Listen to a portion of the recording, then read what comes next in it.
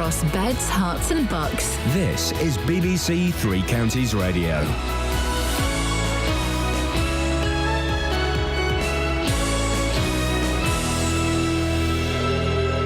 It's 6 o'clock. I'm Simon Oxley. The headlines: fraudsters targeting the over 65s, election row over Trident, and woman's appeal to find missing horse. BBC Three Counties Radio. More than half of people aged over 65 have been targeted by fraudsters, according to new figures from the charity Age UK. It shows a third of older people who responded to a scam may have lost £1,000 or more. Sylvia Edwards from Luton handed over her account details to conmen, but contacted the bank before anything was stolen. I'm absolutely petrified about, how I could have been taken in, because I'm quite an intelligent woman and I don't fall for scams like this. So I just was absolutely shocked to find that I'd been taken in.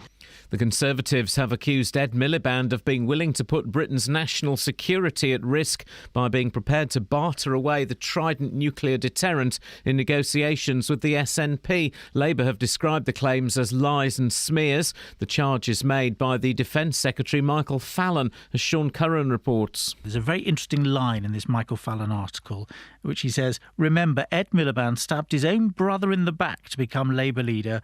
Now he's willing to stab the United Kingdom in the back to become Prime Minister." That's very, very personal. That's a sort of personal attack on Ed Miliband, and that's Michael Fallon talking about the possibility of Labour and the SNP working together after the election.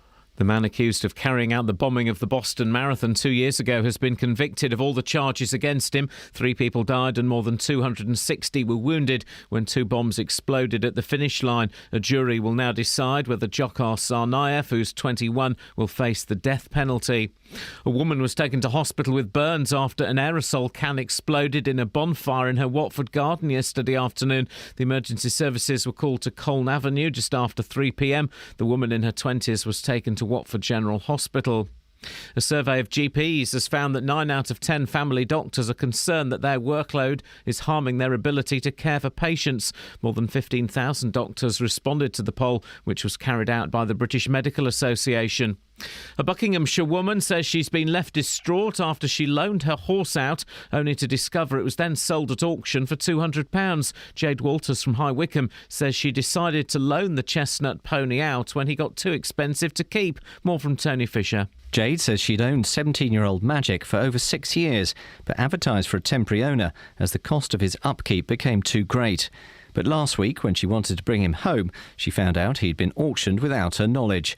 An appeal for his whereabouts has been shared over 60,000 times on social media. In sport, Liverpool are through to the FA Cup semi-finals after a 1-0 replay win at Blackburn. They will face Aston Villa at Wembley. And golf's US Masters starts today at Augusta with world number 1 Rory McIlroy aiming to complete a Grand Slam of major victories.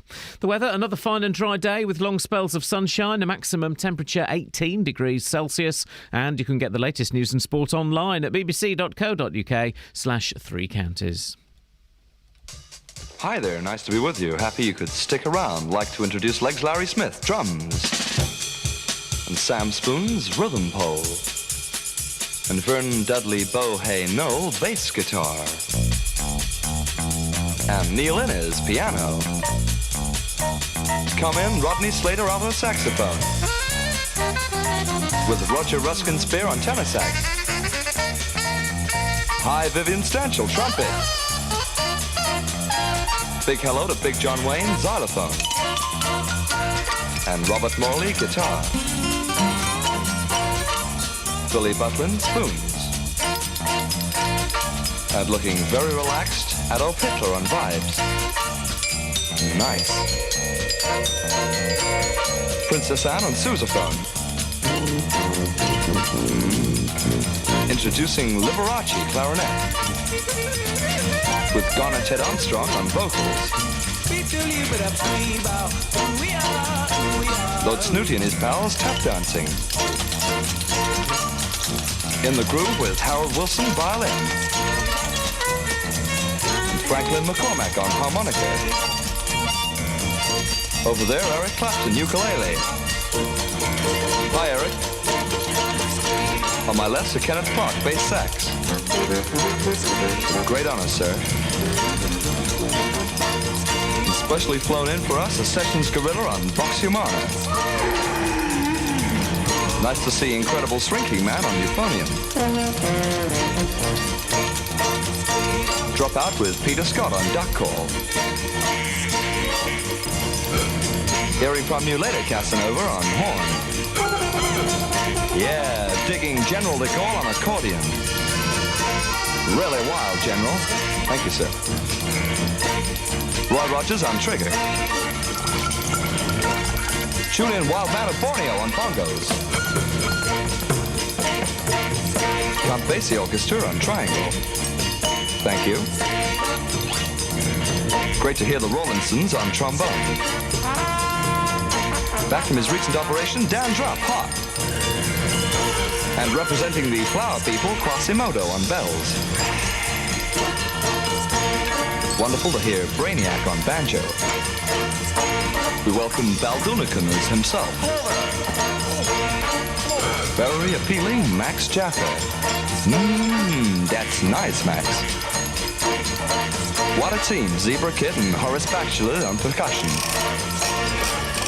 And a great favorite and a wonderful performer, all of us here, J. Arthur Rank on gong. The show's not even started yet. It's not even started yet, and already it's better than anything Heart could manage. Seriously. They're probably playing Candy by Robbie Williams. Got a hurricane in the back of her throat. Oh, Robbie. We got a hurricane in your ears. Guys? Yeah, good. Yeah, good Kelly, one, you like that one? Yeah, that was amazing. I just phoned Williams. Robbie, not Robin, that would be inappropriate. That would be inappropriate. I'm not going to go any... There's no pony shit there. On the show today, phonies, ponies, bonies.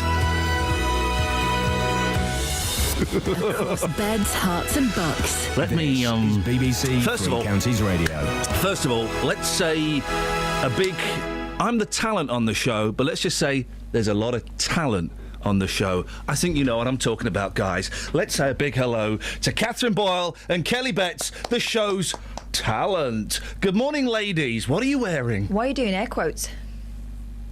What are you wearing? Give a little description for some of the truckers out there and some of the bin men. Track slacks, flip-flops and a baggy jumper with team building exercise 92 on it. Ooh, like that, bin men. Kelly, for some of the publicans and the alcoholics out there, what are you wearing? Leather pants. Wowzers. Let's spin to the board of whiteness and see what's... I don't mean that in a controversial way. I'm not saying any of that, but let's spin and see what we've got on the show today, shall we? Kids Science. Kelly's phoning for another day. We'll do that another day. And when have you lost a day? Oh, that was it, wasn't it? That was a good one. When have you lost time? Maybe a whole day? Because we were talking about booze yesterday, and thanks to the guy that complained. Thanks a lot for that. Yeah, he's the only one that complained, but he won't... And he will be listening today because, unfortunately, you can't listen to anyone else because there's no choice in Bedfordshire. Someone complained, and the call got put through to Catherine Boyle, the worst person to receive a complaint, and I felt her irie rising. Oh, yeah. And I gave you the hand for the first time. I don't do well with being told off, just so you know. No. So if you want to tell Kath off today, 08459 455 555. But when have you lost a day? Biggs is on the line. Morning, Biggs. Hello, my friend. How you doing? Oh, you forgot your script there for a second. Do you want to take a run up at it again? I'll tell you what, mate. I wasn't as bad as Kelly. Sounds like I just got out of bed. She's well knackered, isn't she? Hey! Anyway, Ian, you were quite correct, mate. The Look by Roxette, about 1989, mate. That's a much better song, isn't it? Oh, much better. Yeah. Yeah, I like that one as well. Now, the thing is, Catherine, we've got that song queued up. That song's going to happen. It's going to get played. There is no doubt about that. You've got that. You're taking that with you. Catherine, we've got to do a story now, haven't we? Yeah. Oh, Biggers is gone. I'm hoping he's not been... someone's confused him for Biggie Smalls, and... you know, I'm hoping that's not happened. Gosh, that'd be very early. I'm hoping Tupac isn't... So we've got to do the story now, have we? No, let's do the Roxette now. We won't have time to do the story if we do Roxette now. All right, go on then. Quick. Hang on, I'm coming in.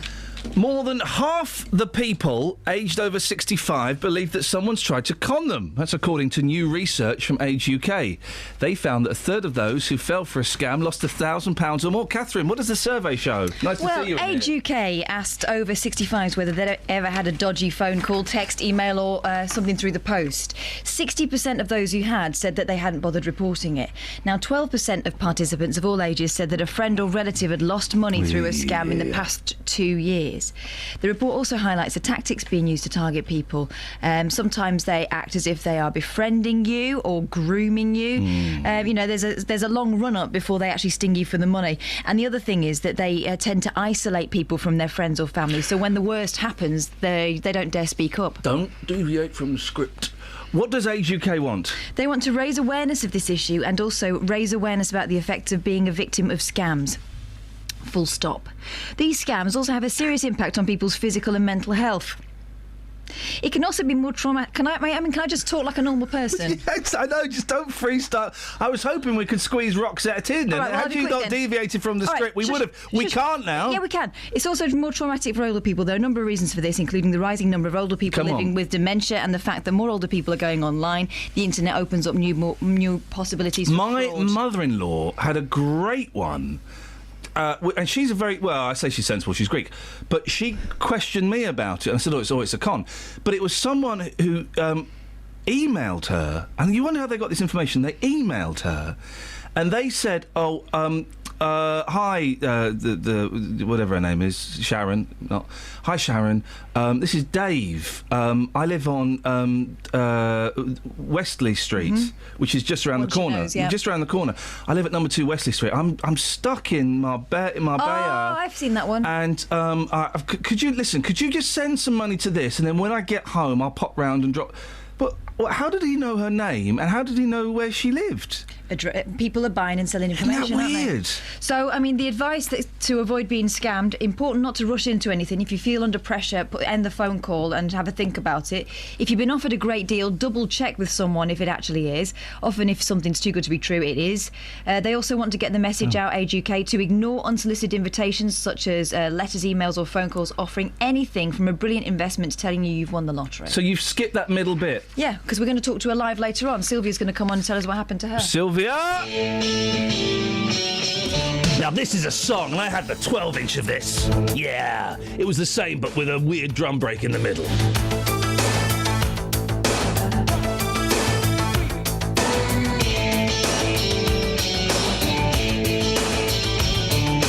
Walking like a man, hitting like a hammer. She's a juvenile scam. Never was a quitter, tasted like a raindrop. She's got the look. Heavenly bound, 'cause heaven's got a number when she's spinning me around. Kissing is a color, a loving is a wild dog. She's got the look. She's got the look. She's got the look. She's got the look. She's got the look. What in the world can make a brown-eyed girl turn blue? When everything I'll ever do, I do for you. And I go la la la la la. She's got the look.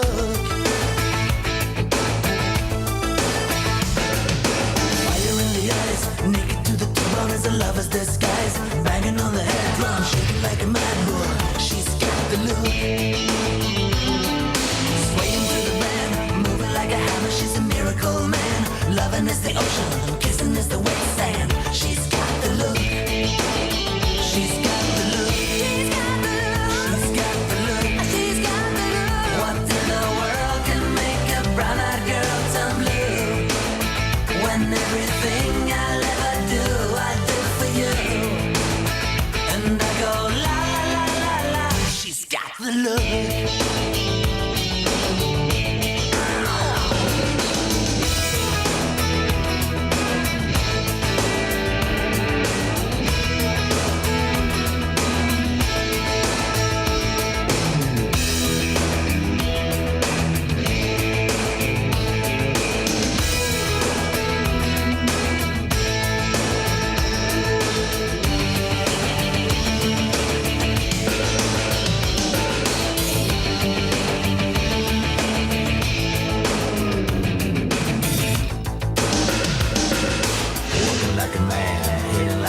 she's a juvenile scam. Never was a quitter, tasted like a raindrop. She's got the look.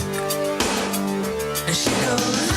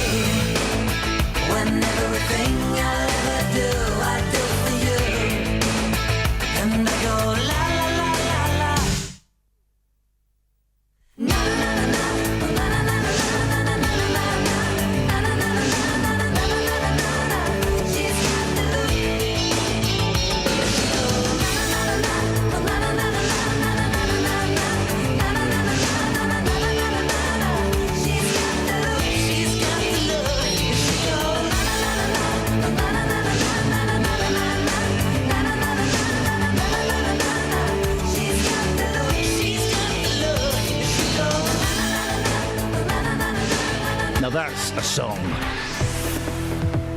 Travel news for beds, cards and bugs. BBC Three Counties Radio. On the M11 northbound, we're hearing reports that there's been an accident between junction 8 for Bishop Stortford and 9 for Saffron Walden. And Park Street and on the A405 North Orbital Road on the speed sensors, that's already looking very slow around the Park Street roundabout. And in High Wycombe, it's still quiet on the A404 Marlow Hill, but the temporary traffic lights could cause some delays this morning at the junction for Marlow Road. In Hitchin, also there's some roadworks on Cambridge Road at Walgrove Road. And on the trains, there's no reports of any delays at the moment, but at Luton Airport, the Frontier Traffic Control strike is still on site, could cause delays in and out of the station at the airport today. Samantha Bruff, BBC Three Counties Radio. Thank you very much. I don't know what that means, what you just said to me. Those ones are brought back from America that end up going all grimy. I've ditched mine. Gosh, thanks. 6:17. It's Thursday, the 9th of April. I'm Iain Lee. These are your headlines on BBC Three Counties Radio. More than half of people aged over 65 have been targeted by fraudsters. That's according to new figures from the charity Age UK. The Conservatives have confirmed their commitment to renew the Trident nuclear deterrent. Labour have denied they are willing to scrap it. And a jury in the USA will decide if the man found guilty of the Boston Marathon bombing will now face the death penalty. BBC Three Counties Radio.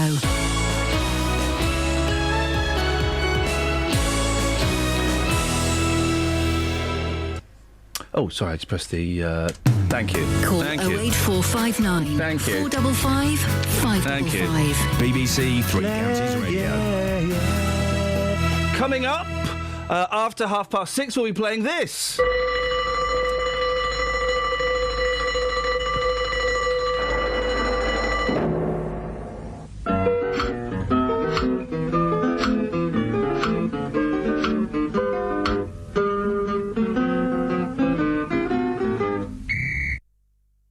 Sorry, not that. I meant this. That's what I meant. Sorry, excuse me. We'll be playing that. And Justin, you want to step into the arena, do you? I do. I'm really enjoying this game, enjoying the vibe this week. A fresh new sound to your breakfast show. Oh, that's good. That is good. Yeah. Come on. You want to step into the arena. You want to have a cockfight.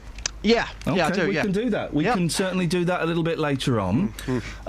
Catherine, I've only allowed you to read Le Figaro and the Daily Express. I don't want any accusations of cheating. Yeah. I'm really concerned about the rupture dans le Front National. Crying out loud! Who cares about France? Oh. Not even the French care about it. Have you seen the state of it? It is quite a thin paper, isn't it? Just. And speaking of Justin Dealey. Hi. What are we going to be talking to you about in? We're talking about the charity fund that's been set up for that. He's a Watford fan, wasn't it? Yeah. Right, we'll come to you about that. Let's have a little bit of Bobby V. Oh, yes. My tears are falling 'cause you've taken her away. And though it really hurts me so, there's something that I've got to say. Take good care of my baby. Please don't ever make her blue. Just tell her that you thinking of her in everything you say and do. Take good care of my baby. Now don't you ever make her cry. Just let your love surround her. Ain't a rainbow all around her. Don't let her see a cloudy sky. Once upon a time, that little girl was mine. If I'd been true, I know she'd never be with you. So take good care of my baby. Be just as kind as you can be. And if you should discover that you don't really love her, just send my baby back home to me.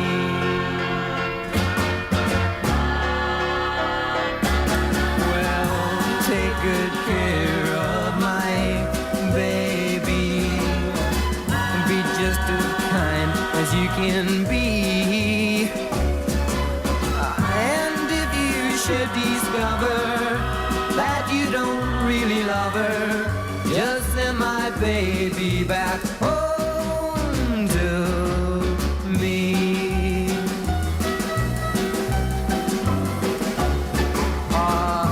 Take good care of my baby.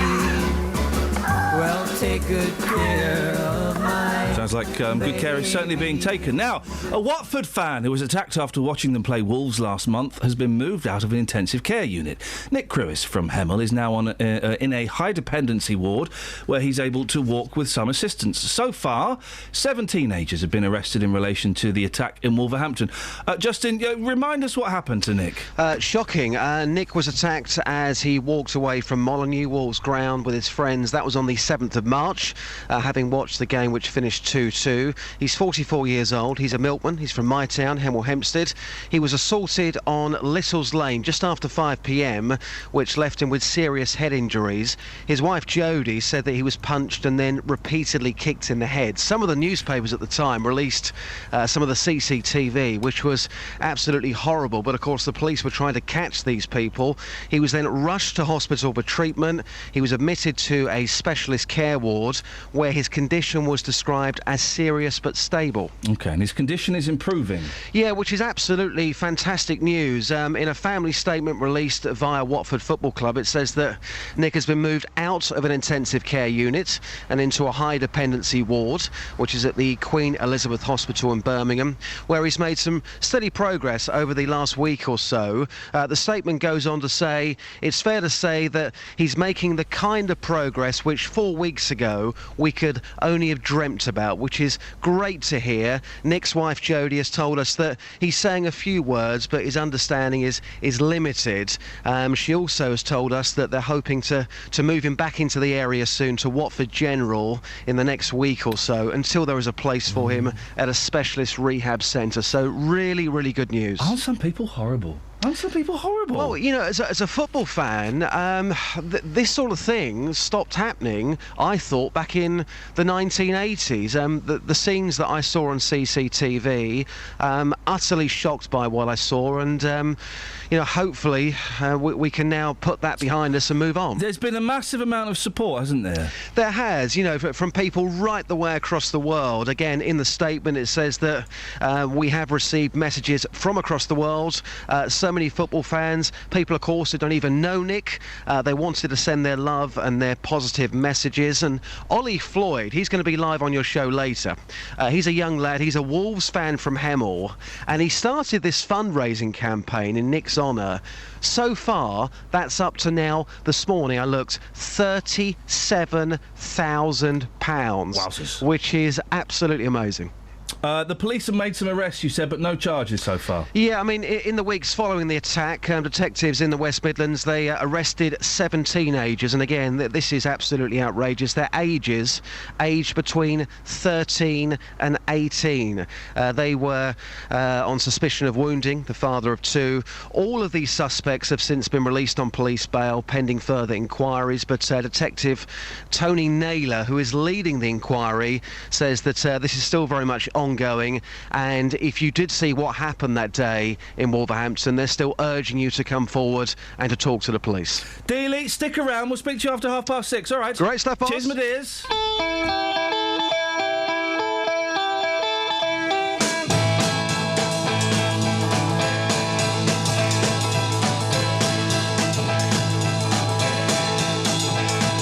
I told you why I changed my mind. I got bored by playing with time. I know you thought you had me nailed. Well, I freed my head from your garden rails. Now it's a legal matter, baby. You got me on the run. It's a legal matter, baby. A legal matter from now on.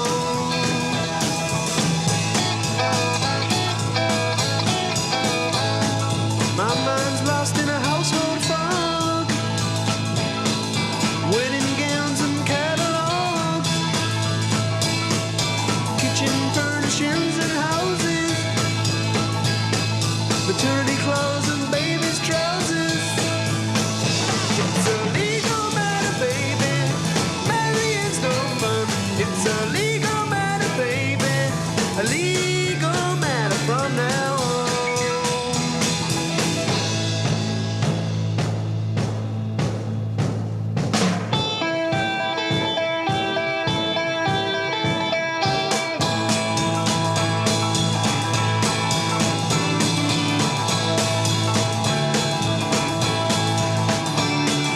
Told you why I changed my mind.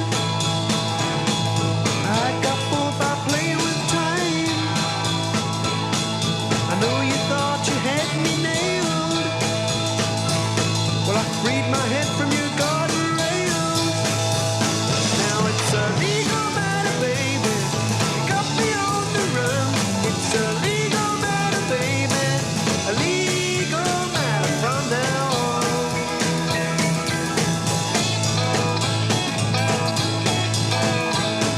You ain't the first and you ain't the last. I gain and lose my women fast. I never wanna make them cry. I just get bored, don't ask me why. Just wanna keep doing all the dirty little things I do. Not work all day in an office just to bring my money back to you. Sorry, baby. I like that song. No one plays that song. Well, one guy does. That's the Who. They released that as a single, and surprisingly, it went nowhere. I would pay top dollar to see Pete Townsend singing that live in concert. Was it maternity clothes and baby's trousers? You've got to love a bit of Shepherd's Bush. 08459 4 that's not a euphemism. That's where they're from. 08459. Hold on. 084. I'll stop. Travel news for beds, cards and bugs. BBC Three Counties Radio. It's already looking quite busy on the North Orbital Road, but it's very slow for around the Park Street roundabout. In Hatfield on the Great North Road, there's roadworks at St Albans Road East, which could cause some delays. But looking at the motorways, there's no reports of any problems at the moment on the M25, and the M11 accident has cleared now between junction 8 for Bishop Stortford and 9 for Saffron Walden. On the trains, there's no reports of any problems at the moment, but the French air traffic control strike is still on, so that could cause delays and cancellations to flights in and out of Luton Airport today. Samantha Bruff, BBC Three Counties Radio. Sammy, thank you very much. Coming up, as it's half term, we're continuing kids science after we had a text from Tony the other day, whose sister What did his sister make him do? Eat a magnet to see if a spoon would stick to his stomach. That's one of my favourite things I've ever heard. What kids' science have you done? And also, when have you lost an hour, a day? Hey, if we can find someone that lost an entire week, oh, it'd be wonderful. 81333, start your text 3CR, or you can give us a call, 08459 455 555.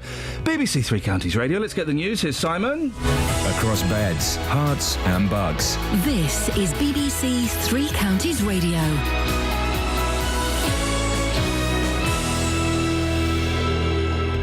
The headlines: more than half of people aged over 65 have been targeted by fraudsters, according to new figures from the charity Age UK. The Conservatives have accused Ed Miliband of being willing to put Britain's national security at risk by being prepared to barter away the Trident nuclear deterrent in negotiations with the SNP. Labour have described the claims as lies and smears, and a jury in the USA will decide if the man found guilty of the Boston Marathon bombings will now face the death penalty. Three Counties Sports. BBC Three Counties Radio. Liverpool are through to the FA Cup semi-finals after a 1-0 replay win at Blackburn. They will face Aston Villa at Wembley. Here's manager Brendan Rodgers. We've had two poor performances. The team, everyone, we've all been criticised, and as I said, but that's part of football. Tonight we performed very well, I thought, and deserved to win the game, even though it was very tough. And congratulations to Blackburn, because they were a great opponent over the two games. Watford captain Troy Deeney has been shortlisted for the Championship Player of the Month award for March. Deeney scored 5 goals in 5 games to help keep the Hornets on course for automatic promotion. Golf's US Masters starts today at Augusta, with world number 1 Rory McIlroy aiming to complete a Grand Slam of major victories. McIlroy is sharing the spotlight with the returning Tiger Woods. He was a hero of mine growing up. I did have posters of him on my wall. I did idolise him, really. You get a lot of the guys that are my age up here, and they'd say the same thing. He was a hero to us growing up. That's why I have so many guys, in their early 20s that are so good right now. Former England cricket captain Michael Vaughan has told the BBC he would be interested in the ECB's new Director of Cricket role. Vaughan was speaking after Paul Downton left his post as Managing Director yesterday. I think it's a deeper-rooted problem with the game where, structurally the game needs to change. In terms of one-day cricket, the culture around one-day cricket in England has to change. By removing Paul Downton, that's just not going to turn it around overnight. There's bigger, deeper problems than just one personnel, but it's inevitable with the winter which has just been and the performance levels of the England team. Someone was going to lose a position. And in racing, the Grand National meeting starts today at Aintree. BBC Three Counties News and Sport. The next full bulletin is at 7. Call 08459 455 555. BBC Three Counties Radio. Okay. Catherine has bought in... Are you charging it up? Yeah. We've both bought ourselves drones. My friend said, it's not a drone, it's a quadcopter. Well, quadcopter isn't even a word. So I bought one, and I've hacked myself to pieces. The thumb's healing up, but the ear and the neck and the face are still a little bit scarred. One's gone green. When the scar goes green, that's good, yeah? Okay. So you, as you often do, Catherine, you copied me. Yeah. Whoa, why don't you show me the birds? I've slashed both birds. She has. She actually has. You've copied me and the V's. Well done. That's very classy. No, but I have. They're the ones that I've... All right, mate.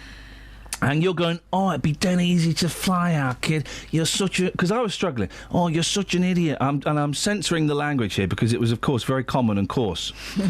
You're such an idiot. I'll fly and I'll... No, I said I reckon I can crack it. Well, and you've cracked it, but only because you kept smashing it into the wall. Yeah, I've had to change the propellers. You've put the safety harness on. Even I didn't put the safety harness on. I was going through them like nobody's business. Anyway, you brought it in today. Yes. And it's charging up. Yeah. Takes a while to charge it, but 7:30... We're going to fly it in the studio. Are we? Yes, because I'm now wicked at flying drones. Can I stand behind you and use you as a human shield? Well, now you've taken your shoes off. You're so tiny you could fit in my bag. It's like a flying blade. The flying blade. In fact, that's what I'm calling mine. You can't have that. You can call yours the...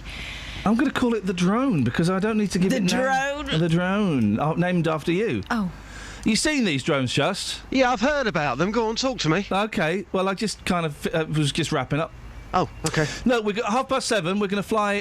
We're going to get Kath's drone out and we're going to play with it. OK. Can I be there for that? Have a little wiggle on. You can see me wiggling on the joystick while I look at Kath's drone. Yeah, get a video. Send it on to me. Beautiful. WhatsApp. Lovely stuff. Beautiful, mate. That's the beauty of it as well. It does have its own camera. It's got a camera in it. Wow. Isn't it? Yeah. Fun times. Yeah, good times, guys. Fun times. Right. Who's ready for a little bit of... No!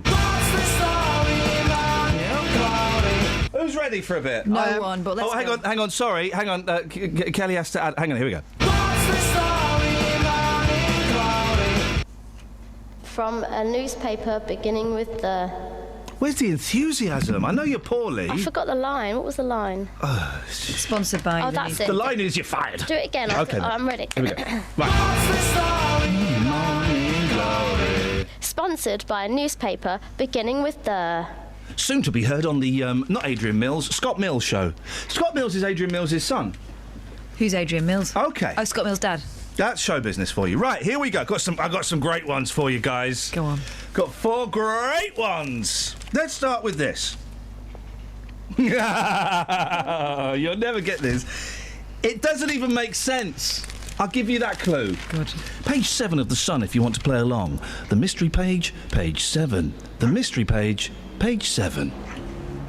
Harry on Cleo. Catherine, we'll start with you. Harry on Cleo. Now, I know Prince Harry is in Australia at the moment. Yeah. Did someone play him a little bit of light jazz from the Buckinghamshire-based legend Cleo Lane? No, there was no... Prince Harry did not get involved with jazz in Australia. We're going to go to you, Kelly Betts. Harry Redknapp to star in the new Carry On film. Oh! And his car of choice is a Clio. Oh, she is good. She's way off the mark, Justin. OK. I'm going to go for Harry Styles on this one. Yeah. And very simply, I think he met a nice young lady in a club called Cleo. Right. And I think he took her back to the hotel room. Harry on Cleo. If anybody can tell me what the Harry has got to do with it, then I would be... It's got nothing to do with the story. Is it just so it sounds a bit like Carry On Cleo? They might as well just put Carry On Cleo. Yeah, go on then. Moggy Cleopatra saved 5 people from a flat by waking them up in Yekaterinburg, Russia. That's it? Where are the flats? Harry Street or something? No, that's it! Harry Street. That's the funniest thing you've ever said. I don't think it is. No, trust me. It really is. No, that's it. I guess she harried them... Is Harry a word? Yeah, but I mean, not one that people that read that newspaper would know. OK, so that's 1-0 to me. Oh, dear. That's a good one, isn't it? OK. I like that, yeah. I mean, that sub, whoever came up with that wants to kick up the jacksie. There we go. This is a good one. Here we go. This is a. I mean, they could put catastrophe averted. Oh, this is a good one. Ear to eternity. Ear to eternity. Yeah. Now this one, I've got to be honest. Just tread carefully, guys. Oh right, this is going to be about death. And just tread carefully. Catherine's on the right trail. I missed the headline. Ear to eternity. Is it ear to eternity? Catherine. Is it something to do with the remains of someone's ear pickled in jam jar? It's even more tasteless than that. Dealey. I reckon somebody has got a love of music. This is a music lover, OK? And their ear experienced lots of pleasure over the years, so their ear has been turned into a CD of their favourite songs. Gosh, that's a futuristic format. Both of you, you're getting there. Kev? Yeah. Do you want to play... Yeah, absolutely. But first I want to hear, what's the pronunciation of that Russian town? Oh, for crying out loud. It's Yekaterinburg. Oh, that's brilliant. I used to have a friend that worked in Ekaterinburg. Ekaterinburg, you idiot. No, I'm not an idiot. Yekaterinburg. Yeah, because it's got Catherine in it. Catherine. Ekaterinburg. Ekaterinburg. It's Catherine'sburg. Hang on, Kevin, have you just phoned up to pwn me? Yes. Hey? Goodbye. Kev was the one that rang up the other day and talked like that. All right, Kev, go on then. You ear to eternity. You think you're Mr. Billy Big Boots. Go on, what does it mean? Is it to do with the earworms, the most popular song that stick in your head that's been kept for future? No. Why don't you ask your friend in your Katarina burger? Yeah? Well, you go and do that, Kevin. Kelly? It's about an earwig that they found. I'm going to stop you there. Wait, no, I haven't finished.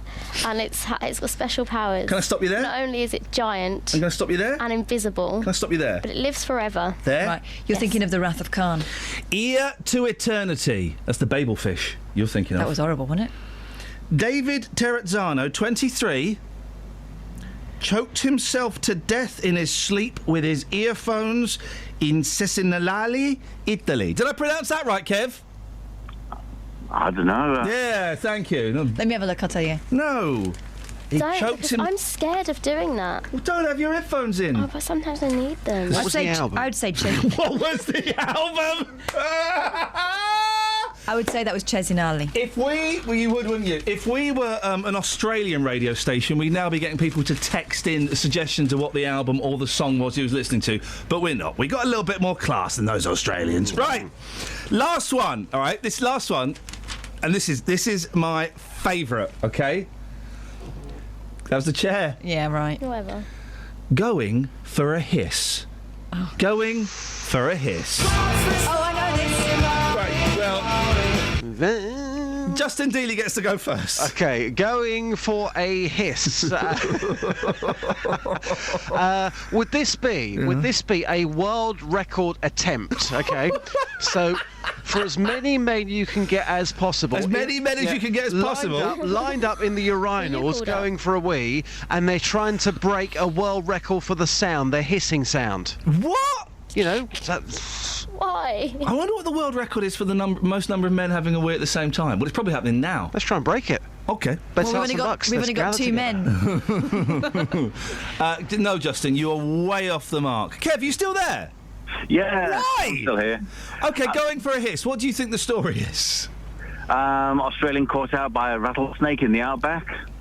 No, sir, it's not Kelly Betts. I was going to say something along those lines. A man going for a wee, snake comes along, bites off his... Wow. Wow, you took that to a dark place. That's... You're in a know, bad some mood. snakes follow up the... I'm not in a bad mood. You know, some snakes follow up... I'm being swallowed by a boa constrictor. Are you, Kev? Do you need help? Hey, I don't know about that. I'm just wondering if the guy was actually swallowed by a boa constrictor. But, a boa constrictor? Yeah. A boa constrictor? Yeah, You fine. phoned me up to have a go at me for the pronunciation of a Russian town, and you're saying boa constrictor? Well, have you ever seen snakes on a plane? Yeah, Oh, he no. clawed it back. Catherine. A woman went to the toilet Yep. and found an albino python Yep. draped along the... for some reason, she had a sort of fuzzy... Was it a bath mat or something on the... Yeah, there's a bath mat on the radiator drying. We all do it. And there's a massive white snake lying on it. Hannah Marriott got a wee fright when she found a 6-foot snake on her bathroom radiator. Cops removed the northern pine snake from the 16-year-old's family home in Rochdale, Greater Manchester.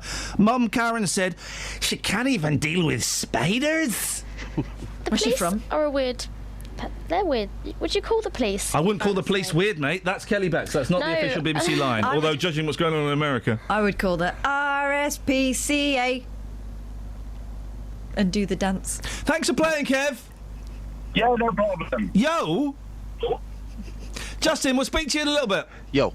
Yo. Kelly, thanks for that. Yo. Hey, yo. Catherine? Yeah. Ah. When you were young and your heart was an open book,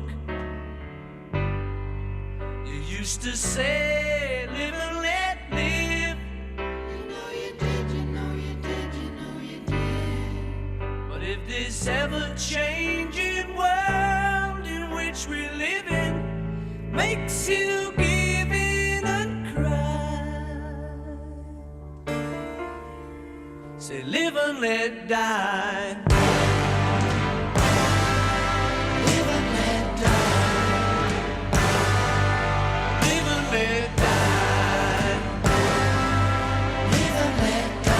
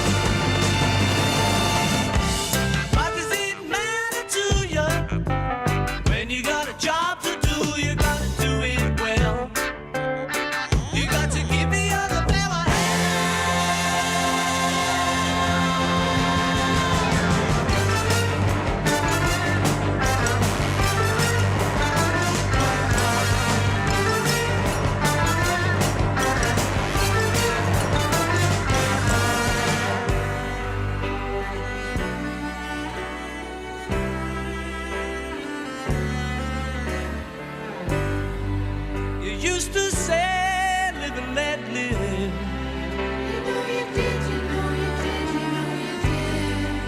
But if this ever-changing world in which we live in makes you give in a cry, say live and let die.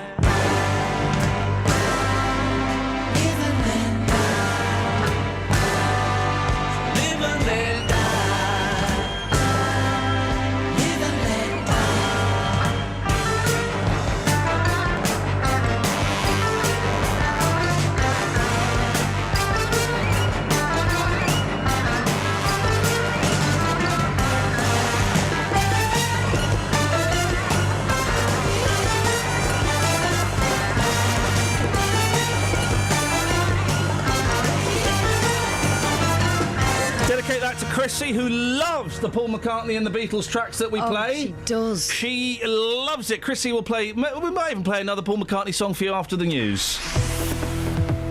Travel news for beds, cards and bugs. BBC Three Counties Radio. It's looking busy on the M25 between junction 26 Waltham Abbey and 25 for Enfield in both directions, and anti-clockwise it's also slow from junction 21 for the M1 to junction 19 for Watford. Having a look at the speed sensors in Mill Hill on the A1 Watford Way, that's looking slow southbound from the Apex corner to Mill Hill Circus, and elsewhere in Dunstable on the High Street North, that's looking very busy around West Street. On the trains there's no reports of any delays at the moment, and the French Air Traffic Control strike is still on today, so that could cause some delays and cancellations to people flying in and out of Luton Airport to Europe. Samantha Bruff, BBC Three Counties Radio. Thank you. Thank you so much. I'm doing the radio, mate. You can't just keep chatting to me about legs of ham. Why not? Hams don't even have legs. You want to see? Get one with a trotter. No, don't. I'm doing the radio.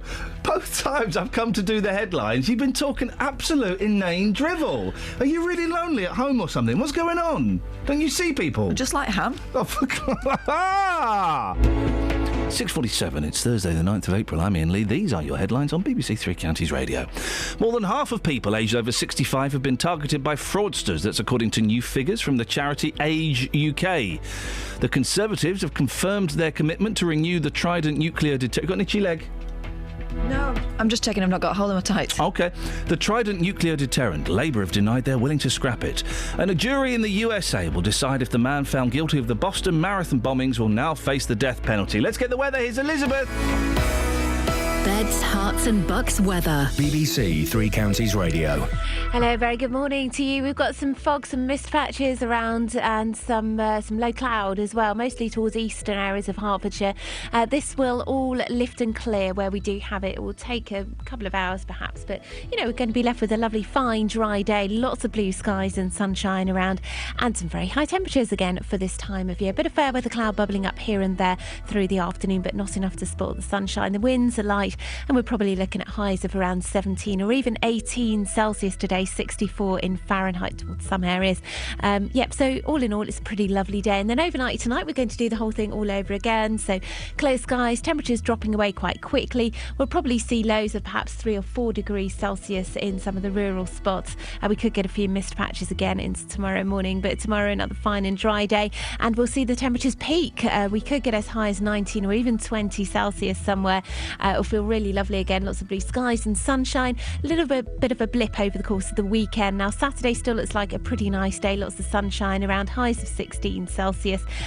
We'll probably see a bit more in the way of cloud on Sunday, and again slightly lower temperatures perhaps, but then into next week once more it's looking fine and dry, and temperatures are slowly going to climb up, and we're going to get lots more in the way of sunshine. That's the forecast. Sometimes in life, things don't always go to plan. It worked perfectly for 2.5, 3 years till 2 days ago. He should refund me £1,900. Which is where we come in. We managed to get them to agree to come back in to the property on an agreed date. The JVS show takes on your consumer problems. I've basically lost the whole lot in administration charges. And helps to get to the right solution. I've received a cheque back for £578. Jonathan, I can't thank you enough. I don't know how you do what you do, you and your team. The JVS show, weekdays from 9, here on BBC Three Counties Radio. You're right, what's surprised Just you? seen this, a local story in the Sun. Go on. Yeah, go on. Kids riding on a miniature railway were trapped under a carriage after a train derailed. Oh! Up to 3 youngsters, so between 1 and 3 youngsters, escaped with grazes as people rushed to lift the carriage off. So it doesn't sound like it was a massive incident. But No, if but it's anyone those was little there, trains that you straddle. One woman was taken to hospital with a head wound. Paramedic Daniel Reichman, 26, who was on the train with 10 members of his family, said there was a lot of screaming. This happened at Cassioberry Park in Watford. Train owner Jeff Price blamed it on one carriage having a faulty spring. Aye. The kids love... There's 2 different times. This is probably the bigger one. There's the ones where you sort of straddle. And then it's like a bench that you sit on. Yeah. And then there's the ones that have kind of little carriages. It sounds like that was on the one... I don't know. It sounds like a little... I don't know. 08459 455 555 if you can be bothered. If you're up. If you can be bothered. Justin. Yes. If you can be bothered. I thought for a second I was back at the Beatles musical. Let it be then. I was doing Manchester, mate. I know, but when you talk like that, you start to slip into Beatles. Now, you started to slip into William Hague. Other politicians are available. He's not a politician anymore. We can say what we like. Okay. But speaking of politicians, we're not sure what to do with you today, Just. We've got 2 options. Catherine, you give your option, I'll give mine, and we'll let Dealey decide. OK, a woman gave birth to her baby at... hang on, I've lost the thing because I thought you didn't want to do it. Oh, I did not want to do it. I'm just being nice and kind. No. A mum gave... nice and kind? I'm being nice and kind. A mum gave birth at a bus stop lay-by after her waters broke on a 20-mile trip to hospital. Sarah Doughty's hubby... I hate that word! Neil... I don't mind that. 40, in case you were wondering. And sister Rebecca, nice name, 35, had to deliver baby Charlotte as medics gave advice by phone. Sarah, who's 37, in case you were wondering, of Stafford, said it was a crazy experience, but Charlotte's doing really well. Welder Neil said Charlotte's delivery was one of the most surreal experiences of my life. So I thought, off the back of that, what was the last thing you had delivered? Well, the thing is, it could be... Kelly loves that one. You like that one? I just didn't expect it to go there. No. You've said that before, eh? Guys? Don't get it. When did I say that before? Sorry, what are you doing? What actions are you doing, Iain? You too. I don't... What? The thing is, the last thing I had delivered was a... drone? No, actually, it was some VHS tapes from America. Well, that's interesting. Oh. Great story. Thank you. But you see... the box was all bashed, wasn't it? Yeah, it was battered, but my box was battered. Would it not be better to say... Would it not be better to ask on the streets this morning? Okay, it's going through the Dealey filter. It's going through my filter. Did you deliver your baby on the streets? No. How many people are you going to find? Do you know what? I'd find them. Somebody I went to school with, trust me, okay? Somebody I went to school with, their mum and dad were on the way to hospital, okay?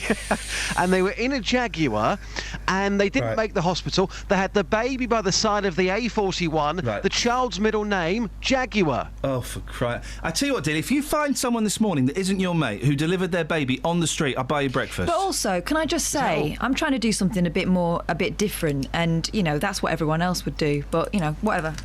Well, no, nobody will be stupid enough to go on the street and say, did you deliver your baby on the street? Because no one has. I don't think that's been done, to be fair. All right, well, okay, so Catherine, okay, well... Because last thing you had delivered, we could get some funny stories. But like what? Let's say, a letter and a gas bill. I'll tell you what, shall I take that one to the streets and just see what people say? Well, this is my one. Yeah, go on.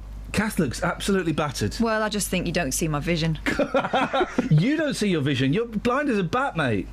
Here's one. All it is, you're getting all these stories about politicians, okay, and it's all personal stories now. Yeah. So it's Justine Miliband's wife. Mm-hmm. She is the wife. Justine, Ed Miliband's wife, If Justine. she's got a wife, then we have got a story. Ed bandaged me up after I was bitten by a Doberman and I fell in love. Oh. How did you fall in love?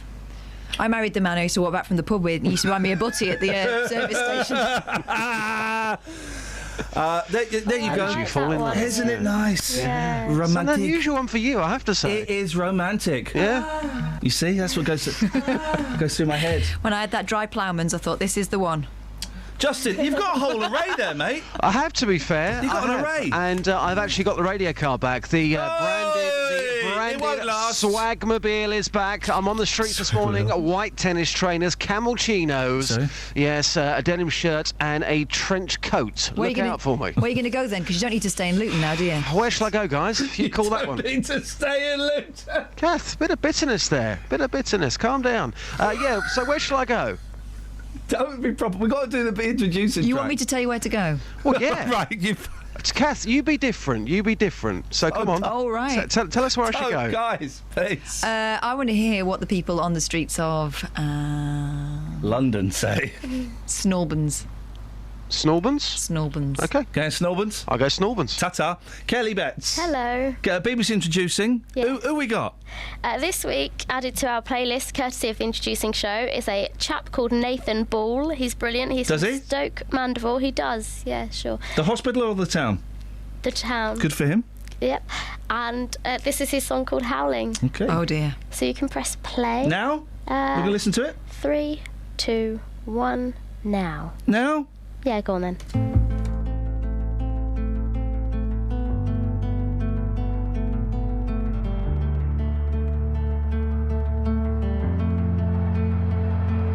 I lost track as the west wind resides. I saw your eyes and I called this home. But it's not where I'm from. It's the place I belong when I feel alone.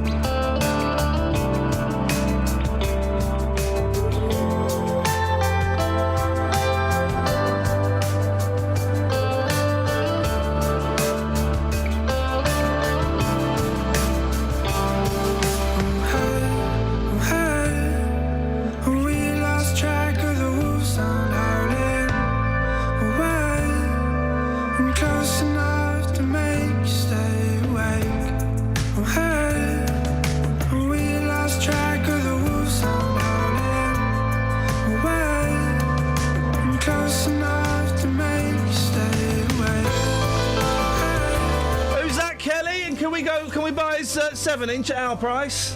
Yeah, if you want. Brilliant. Well, who do I ask for when I go up to the counter? Say, hi, have you got any Nathan Ball 7-inch, please? And they'll say no, but you can check him out on soundcloud.com/Nathan Ball. That means it's free. Or Nathan Ball HQ on Twitter. Oh!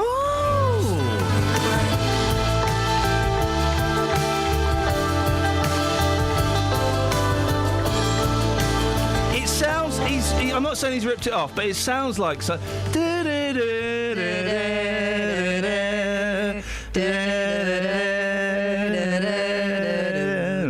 what's that? If you had the mood tapes in the 1990s. What is it? We don't know. Travel news for beds, cards and bugs. BBC Three Counties Radio. It's starting to look busier on the A1M southbound around junction 7 for Stevenage, and the M25 anti-clockwise is busy between junction 21 for the M1 and 19 for Watford. A bit further afield on the M25 anti-clockwise, there are queues between junction 26 for Waltham Abbey and 25 for Enfield because of, well, they don't know why yet, but possibly a breakdown. And on the Bricketwood North Orbital Road, that's looking quite slow around the M25 junction 21A roundabout. On the train departure boards, there are no delays reported at the moment. Samantha Bruff, BBC Three Counties Radio.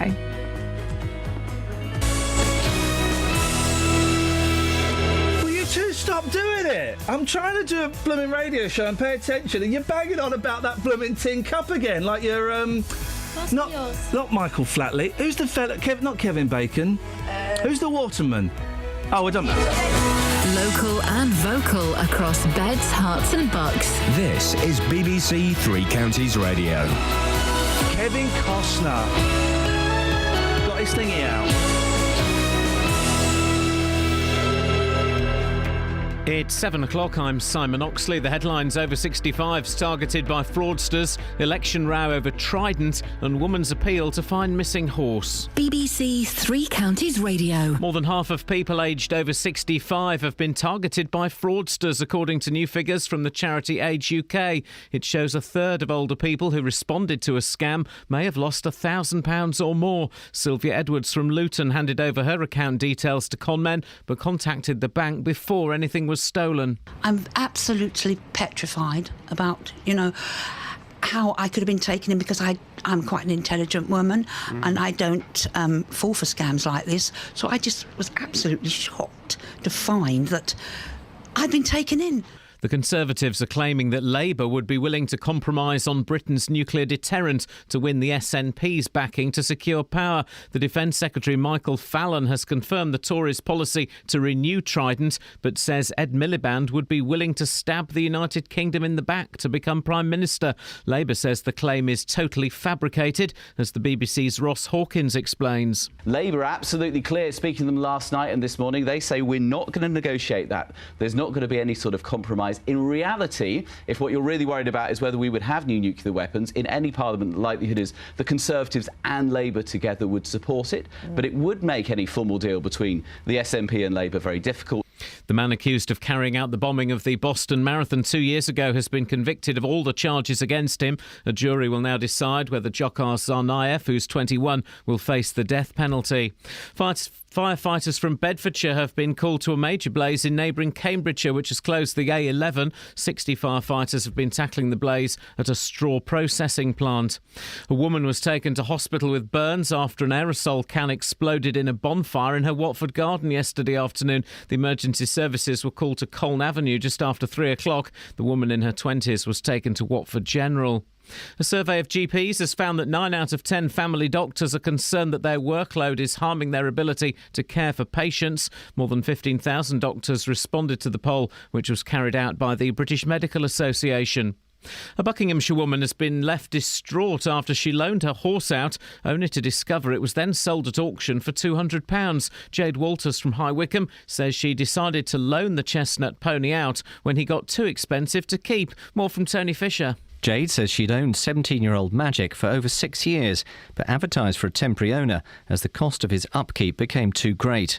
But last week, when she wanted to bring him home, she found out he'd been auctioned without her knowledge.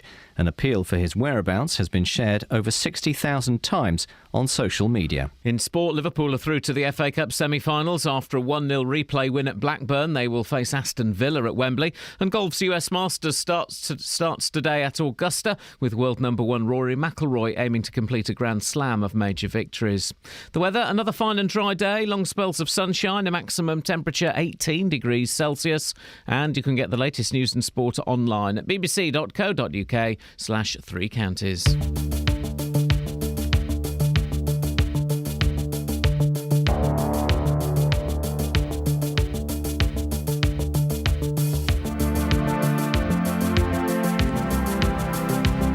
Kevin? Iain. What you got, fella? That tune you were humming very badly. Yes? I think you'll find it's called Crockett's Theme. Yes? And it used to be in Miami Vice. Yes? And it's by a guy called Jan Hammer. Do you mean this? Oh, hang on a minute. Hang on a minute. What's it called? I'm fairly certain it's called Crockett's. Oh, do you mean this? I do mean that. And it used to be on, was it a Lloyd's Bank advert? Oh, that I thought you were going to say Miami Vice. I never saw Miami Vice. Was it any good? Oh, it was fantastic. Was it? It was brilliant. Don Johnson, wasn't it? All I know about that is they used to roll his suit sleeves up. Yeah. Yeah. Kevin, thank you for that. No problem. Excellent stuff. No, isn't In many ways, he's Justin's inspiration. But Kevin? Don Johnson. Isn't this... no, what... Oh, no, hang on a second. I know what I'm thinking of. This is like hold music. We should keep this in case we get a caller on who we want to put on ice. Hang on a minute. I know. I was thinking of... hang on a minute. Oh, dear. So boring. So I was going to say, isn't that the Marks and Spencer's music? But no, that's this. It's not just any theme. It's a Marks and Spencer's theme. This is one of the most boring songs of all time, isn't it? Yeah, but they used a different one before that, a different boring song. Do you want me to get that one? Yeah, why not? Let's play boring songs all morning. I mean... Oh, no, hang on, I've got to do this. Actually got to start the second hour. Morning, guys! So, a hodgepodge. Have you given birth to a baby on a street? What was the last thing you had delivered? Ed Miliband's wife fell in love with him after she got bitten by a Doberman and he bandaged her up. What romantic gesture made you fall in love? Kids science. Have you ever lost a day? Oh, and you know the score. Anything else you want to call in about? Hey, listen, if you're on half-term and you never called in a radio station and you want to phone up and tell us we're a load of boring farts, you're more than welcome to do that. How would you do it? On the telephone, you plums. That thing you hold in your hand all the time. Playing games on and Snapchatting and going on Friends Reunited. 08455... And if Kelly's upstairs, can you come down, like, really fast? Oh, blimey. Is there an emergency? I just needed to do something. Oh! She's making the cough, mate. Well, I needed to do something a bit more. 08459 455 555. Across beds, hearts and bucks. This is BBC Three Counties Radio.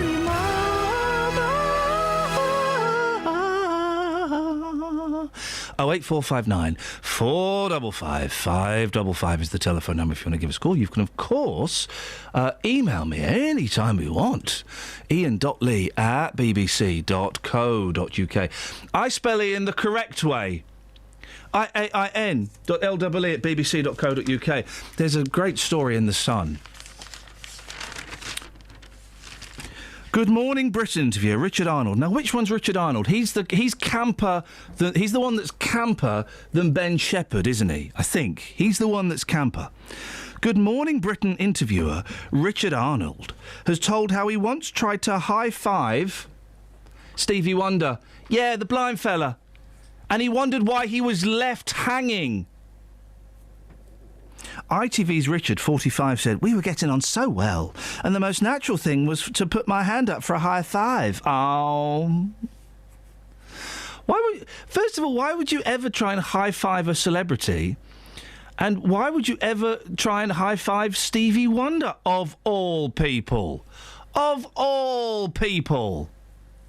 08459 455 555. On FM, AM, online and digital radio. This is Iain Lee. On BBC Three Counties Radio. Now, more than half of people aged over 65 believe they've been targeted by fraudsters. That's according to new figures from the charity Age UK. Well, while not everyone responds to scams, the research suggests that a third of those who do may lose £1,000 or more. Let's speak to Phil Mulwiney from Age UK. Morning, Phil. Good morning. Phil, what has your survey found? So Age UK did a survey recently and we found that of people 65 and over half of them who we were in contact with thought that they'd received some type of scam. So that could be a full range. That could be by the phone, doorstep, email, online, lots of different kinds of things. And how easy can it be because we all like to think, oh, it will never happen to us, you know, but I guess if you're perhaps slightly older, you're a bit more trusting, aren't you? Yeah, to an extent that's true. I think one of the important points is that anybody can become a victim of scam. People of all ages, we certainly know that in some cases people who are quite confident and who know a lot about money and feel, comfortable with that, they also become victims of scams. So it happens to people of all ages, but certainly for older people, especially if they're going through circumstances in their lives, like they live alone, they're lonely, maybe they have dementia, have been recently bereaved. There's different circumstances that can make people more at risk of being responding to a scam. Give us kind of the top 2 scams, Phil, that people are falling for at the moment, so we know what to look out for. Okay, well, I'll give you a couple of examples, and it's not necessarily that they're the most common, but for example, there's doorstep scams, so people during the day, and again, often it's targeting older people who live alone. That could be people coming to the door, offering goods or services at quite high rates, or it could be offering to do things in the garden, maintenance, building, and that work never gets done. So that's doorstep stuff. Then there's also telephone scams, and an example of this, which is particularly chilling, is when people phone somebody up and pretend to be from their bank, and they say that there's been a fraud alert. They ask for their security details and then end up transferring money out of that person's account. So that's a telephone one. And then one more example, there's a whole range of online scams. So for example, false websites, websites that look like maybe a government website, HMRC for example. We know of an example, somebody who actually lost money thinking they were doing their tax return through one of those websites. So there's a full range, and that's just a few examples. And I guess the advice would be, Phil, don't, if someone's on the doorstep or on the phone, you don't have to give them a yes straight away. You can put the phone down, you can shut the door, and you can think about it and go and talk to other people. Very much so, yeah. So we'd encourage people, if they're not sure, to go to the Age UK website, to phone our advice line. You can get an Avoiding Scams guide, which will have some useful tips like that. But certainly, don't feel time pressured. Anything that sounds too good to be true probably is. You can check whether a company is reputable or not by going to the Financial Conduct Authority. You can get advice through the Pensions Advisory Service or the Money Advice Service. We'd encourage people to talk to friends and family a little bit more. So there's definitely things that people can do, but we're actually calling on the government to take the whole issue of scams a bit more seriously, and actually set up a national scams task force to try and give the issue a bit more priority and really tackle it. Phil, good to talk to you. Thank you very much indeed. That's Phil Mawhinney from Age UK. He says there that anybody could fall victim to a scam.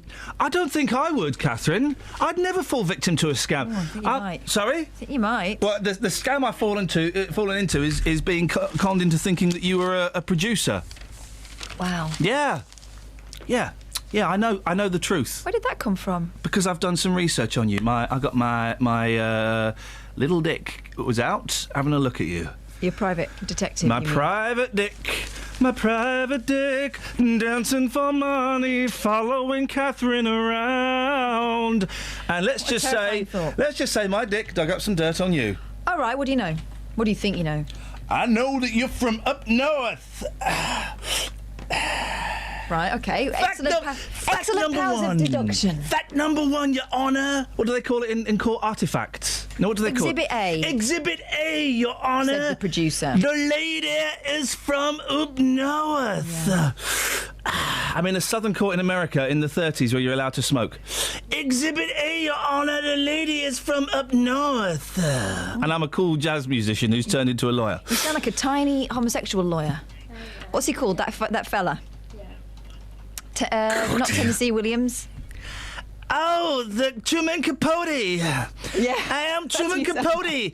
Private dick. And Your Honour. That's a great... guys, if anyone wants to do a TV series called Truman Capote Private Dick, I'm up for auditioning for the role.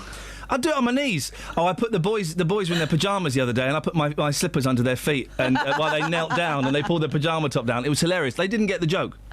I'm Truman Capote, Your Honour, Private Dick, and my first exhibit A is that the lady is from up north. Yeah, and? Exhibit B is...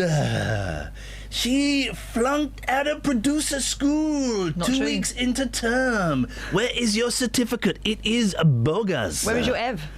My Ev is that you've got no certificate. I think you'll probably find some details online. There's no details online because I Googled you. The only detail I found online is pictures of you as a younger lady with longer hair.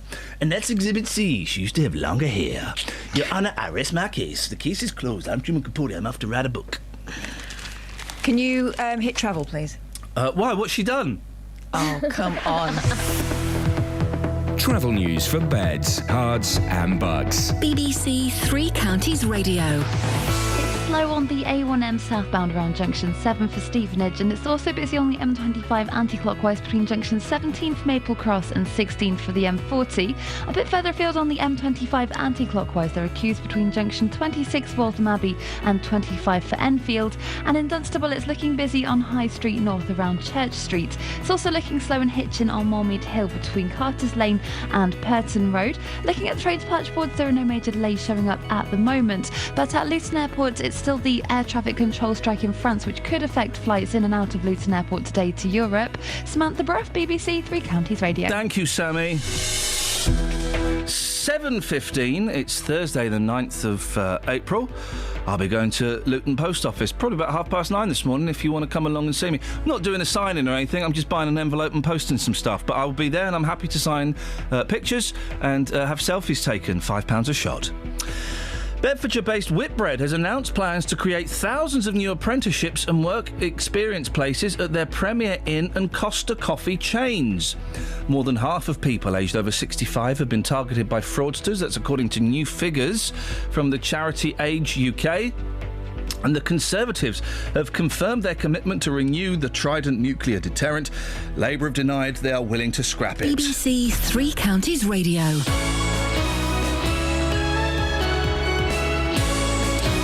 So, Boyle on the Bum, you were telling us... You didn't hear that, did you? I heard that. Oh, you were telling us... We were playing the Albatross by the Fleetwood Mac. Yes.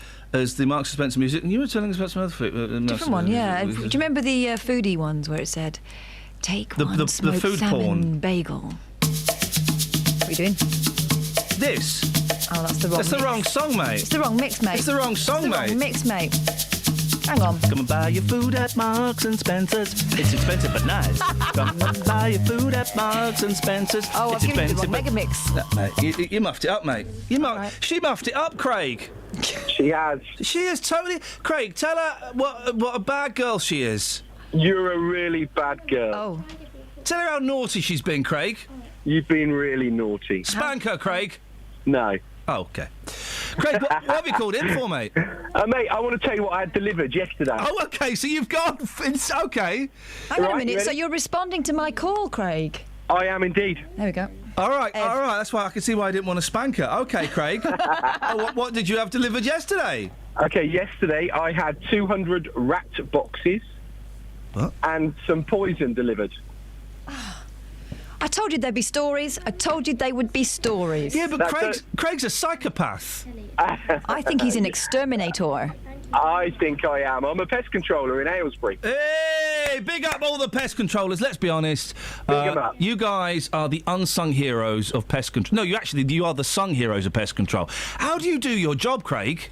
Well, we're the 4th emergency service. Oh, no, you're not. That's the lifeboats. No, it's not. It's us. We come before lifeboats. Well, blimey. Because the AA used to bill themselves as that, and the lifeboats got hacked off with them. Yeah, But to be honest, when was the last time you called out a lifeboat? Really? I mean, I know. really? Well, I live in Aylesbury. It's not much cool. Yeah, exactly. Although I used to like those machines you get where it was a boat on a ramp. And you put your money in. Yes. And the boat would go down the ramp. Yeah. It's like the boy with calipers, but it did stuff. I like that. Yeah, but they weren't big enough to ride. Catherine used to ride the boy with calipers. No, I asked to. I thought he was a ride. Okay. What's the grossest thing you've ever had to capture? The grossest thing? I still think the worst thing that we still deal with is bed bugs. Bed bugs. They suck your blood. They live in is it right? They live in the mattress and the legs of the bed. Yeah, if you've got wooden beds, things like that, they'll also live behind torn pieces of paper on the wall, light sockets. Right. Do people know they've got them? How do you know you've got them? Because I think we've all got them to a certain extent, haven't we?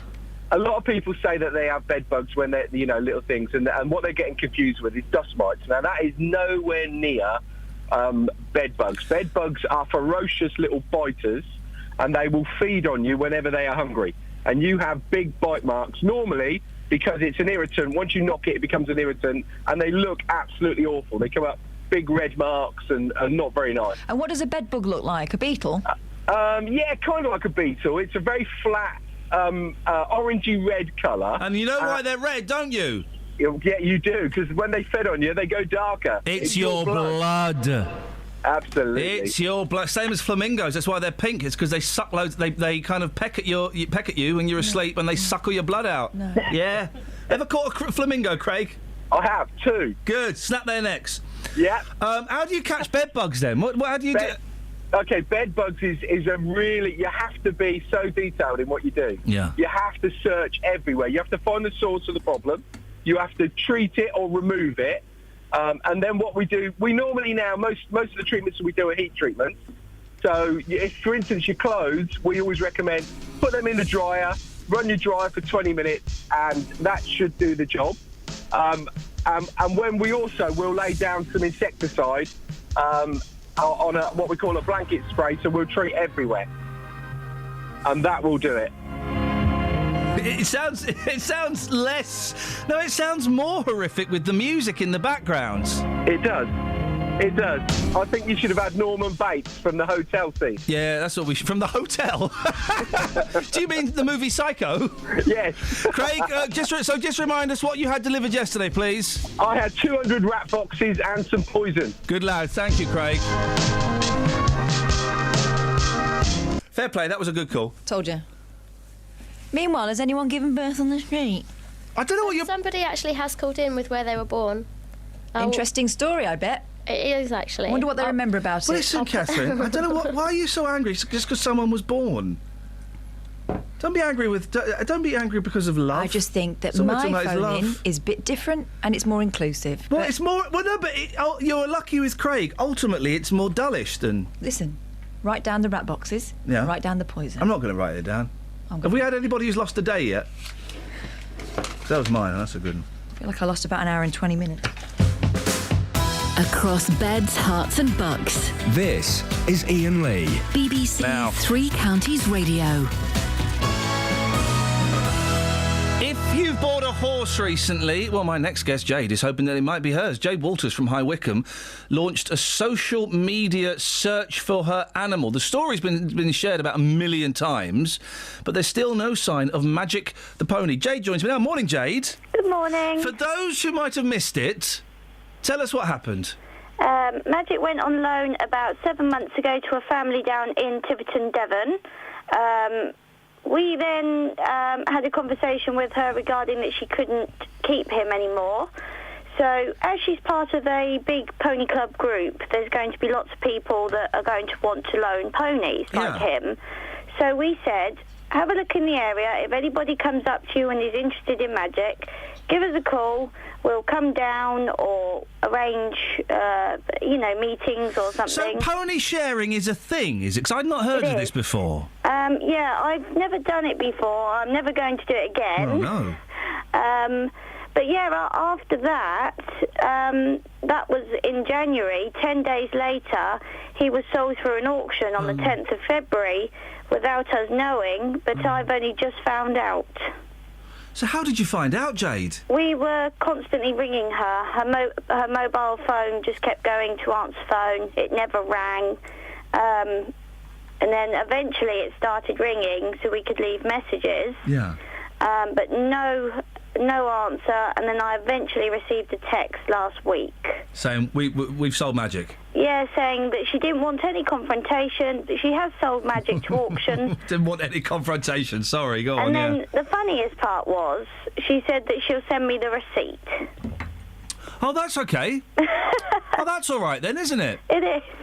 Now, Jade, why hadn't you gone down to visit Magic? We're going down tomorrow. Okay. But why? Because some people might ask, if Magic was such an important part of your life, why had you left it so long to go and visit? Well, we weren't actually going down to visit him over the loan period, because when you loan horses, you don't really have much to do with it. You know, we're always there at the end of the phone. Yeah. Because we're very genuine people. Some people just give it to loan and that's it. They're not interested. But so it's not like a pet dog or my pet cat. If my pet cat went away for a few months, I would be very upset and would want to go and see her and stuff. Yeah. It's not the same for ponies then. Not really. Okay. I mean, when he first went down, we used to stay in contact a lot because we're about 400 miles away. Yeah. So it doesn't take an hour to get there and come back again. But we used to always stay in contact. And then she obviously lost contact. And we then arranged to go down over the winter. But she just said not to worry. But we've had a lot of stuff going on. I work in a care home, so it's very difficult for me to walk away from my work. Jade, so you've got contact details for this person, have you? I do. And it's a legit? Is her business still going? I don't know whether it's her business. There's a massive race yard down in Tiverton, Wellington, I believe, and they're well-known people in the racehorse world that she's related to. Okay. Which is what I found rather strange, because surely if she's got big connections like that, I don't understand why she couldn't afford Magic's keep. So, you've got her phone, and her phone number still works? It sure does. And do you know if she's on, like, Facebook and things? I've had a look. I can't find her. Okay. Have you got an email for her? Not handy, eh? No, I tell you, but do you have one, on a bit of paper or something? No. I tell you what I'm thinking, right? Mm-hmm. Catherine, I don't know if you think this is a good idea, and we've not spoken to Jonathan, so I don't know. I just messaged him and I said it sounds like a job for Jonathan. Jonathan Vernon Smith, who's on after us, 9 till 12, he's all right. Okay. He's all right. But between 11 and 12, he does a brilliant, one of my favourite bits of radio, there's this thing called the Consumer Hour, where he kind of helps people like you. And I just wonder if... I'm speaking off the top of my head because he may not be interested, but I just think he's the kind of person who, if he were to speak to this woman, would be very good. If anyone can get answers out of her, he probably could. Not only would he be able to speak to this woman, but I'm thinking if he could find out where the auction was, they would be able to trace the person that bought it. Well, we have had a report since last night, actually, regarding Magic's location after auction. But we are obviously working alongside the police because obviously we have to go down to identify him. Okay, but so you think you know where Magic is? We still think he's based in Devon. Okay. But we go down tomorrow evening to go and identify because... You know, he's very distinctive looking, but you never know. In that case, if the police are involved, let's hold off the Jonathan thing for a few days at least. Yeah, okay. And let's see. So you're going down tomorrow? Yeah, tomorrow evening after Could work. we speak to you on Monday? Of course you can. To find out what's going on? Yeah, because it would be wonderful to get you back in connection with Magic, whatever the way that is. Now, if the police have found him, then that would be brilliant. Yeah. If not, then maybe we could speak to Jonathan and see if there's anything he could do. That would be lovely. Catherine, any thoughts? OK, well, here's the plan then. We give you a call same time on Monday, so we'll give you a call about 20 past 7. I do hope it's your pony. Yeah. I do too. I can't wait to see him. How will you know? Again, I don't know a lot about horses and ponies and things. Are they very distinct? Has he got distinct markings? He does. He's bright chestnut and he's got a lovely white face. But on the top of the white bit of his face, it actually looks like a horse's head. Oh. And then a line his head looks like a head? His head looks like a head, yes. Okay. Well, he's got a marking that looks like a head. He does, it's like a horse's head, Right. and then he's got, on his left front leg, he's got a little bit of white just at the bottom of his foot. So, but I know him anyway. I mean, we've had him nearly 7 years, and he never forgets me, so... Jade, I really... we're going to keep our fingers crossed for you. Thank you. And we'll speak on Monday, and hopefully we won't need to push this any further. But, No. but let us know. Lovely, of course I will. Good luck, Jade. Thank you. Thank you very much indeed. Ta-ta. Oh, well, that would go. Fingers crossed. OK, well, there are options there, aren't there? Fingers crossed. So let's hopefully on Monday she'll speak to us and she'll go, yeah, we've got magic, it's fine, it's all sorted. I just think, right, we do it this time on Monday because then the same people will be listening. Jonathan will be in. We can have a conversation with him in the meantime. Yeah, there we go. Kelly, was that you putting on a voice? I'm not in a bad mood. It really sounded like you. It did, didn't it? The only reason I knew it wasn't is because you got a bit of a cold at the moment. You're a bit bunged up, and she wasn't, that young lady. Yeah. Not funny. When she answered, I thought it was me. Actually, we keep her number. Yeah. Next time Kelly's off sick. We'll get Jade in. Get her in. We'll get Jade in. Thank you for that, Jade. Travel news for beds, cards and bugs. BBC Three Counties Radio. In Dunstable on High Street North, that's looking quite busy at Church Street, and in Hitchin on Moormead Hill, that's looking very slow between Carter's Lane and Rotten Road West. On the M25 anti-clockwise, it's quite busy between junction 17 for Maple Cross and 16 for the M40, and also a bit further afield on the M25 anti-clockwise, there are delays between junction 26 Waltham Abbey and 25 for Enfield because of an accident. Having a look at the cameras in the M40 and the A1M are looking particularly foggy, so that could cause some visibility problems. No reports of any delays on the trains, but at Luton Airport they are being affected by the French air traffic control strike, which could cause some delays and cancellations to flights across Europe today. Samantha Bruff, BBC Three Counties Radio. Across beds, hearts and bugs. This is BBC Three Counties Radio.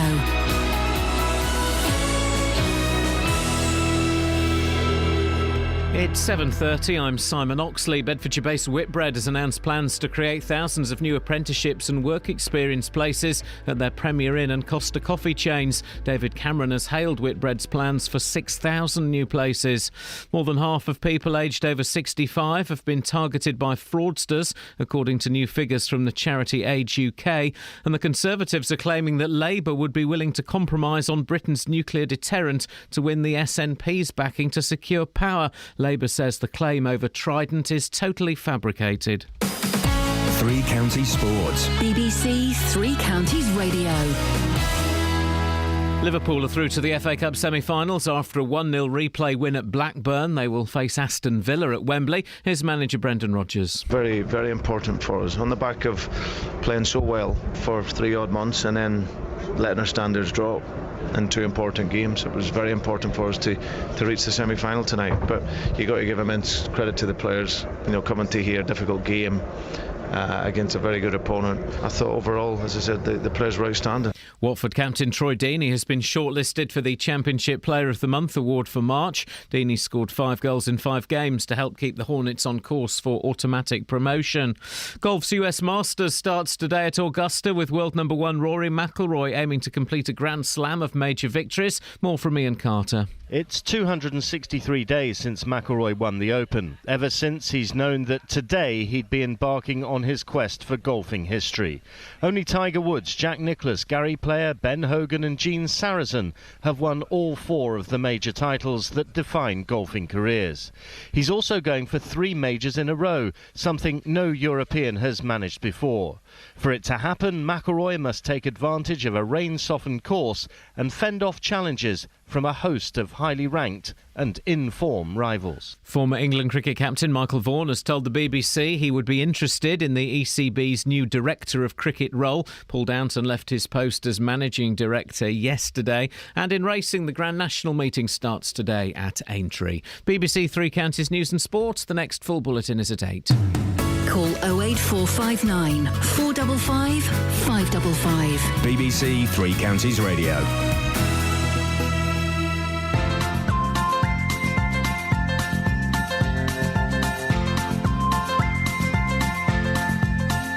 There's a voice that keeps on calling me. Down the road is where I'll always be. Every stop, I make a new friend. Can't stay for long, just turn around and I'm gone again. Maybe tomorrow I'll wanna settle down. Until tomorrow I'll just keep moving on. Down this road that never seems to end. When new adventure lies just around the bend. So if you wanna join me for a while, just grab your hat, come travel light, that's hobo style. Maybe tomorrow I'll wanna settle down. Until tomorrow, the whole world is my home. So if you wanna join me for a while, just grab your hat, come travel light, that's hobo style. Maybe tomorrow I'll wanna settle down. Until tomorrow, I'll just keep moving on.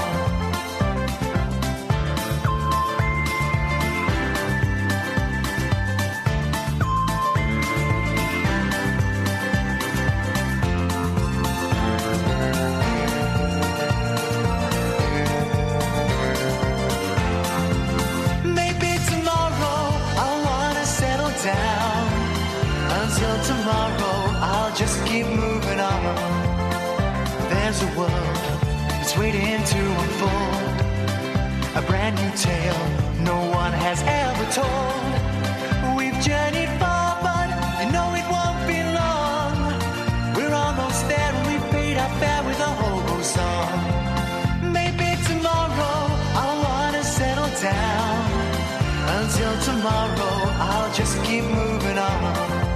So if you wanna join me for a while, just grab your hat, come travel light, that's hobo style. Maybe tomorrow I'll find what I call home. Until tomorrow, you know I'm free to roll. Oh, Justin Dealey. Geezer? Go on, Catherine, you have a go. I've got it working, Justin. What's working? Mind the wall. Oh, you broke it. The propeller came off. Oh, the drones. You broke the prop, mate. Have you got your spares with you? Yeah. We got the drone working. Fantastic. I say we got the drone working, Justin. I don't think I've got any white one. It was this guy. It was this man's guy. You need to be the same colour so you know what's front and back, mate. I know. I don't think I think I've only got black ones. Good morning, Peter. Good morning, Iain. Peace be with you, We've brother. not heard from you from ages. If I'll be honest, I thought you were a goner. No. No? There's more life in me than, you'd never bet. Then you'd never bet. Well, yeah, good for you. What have you got for us, Peter?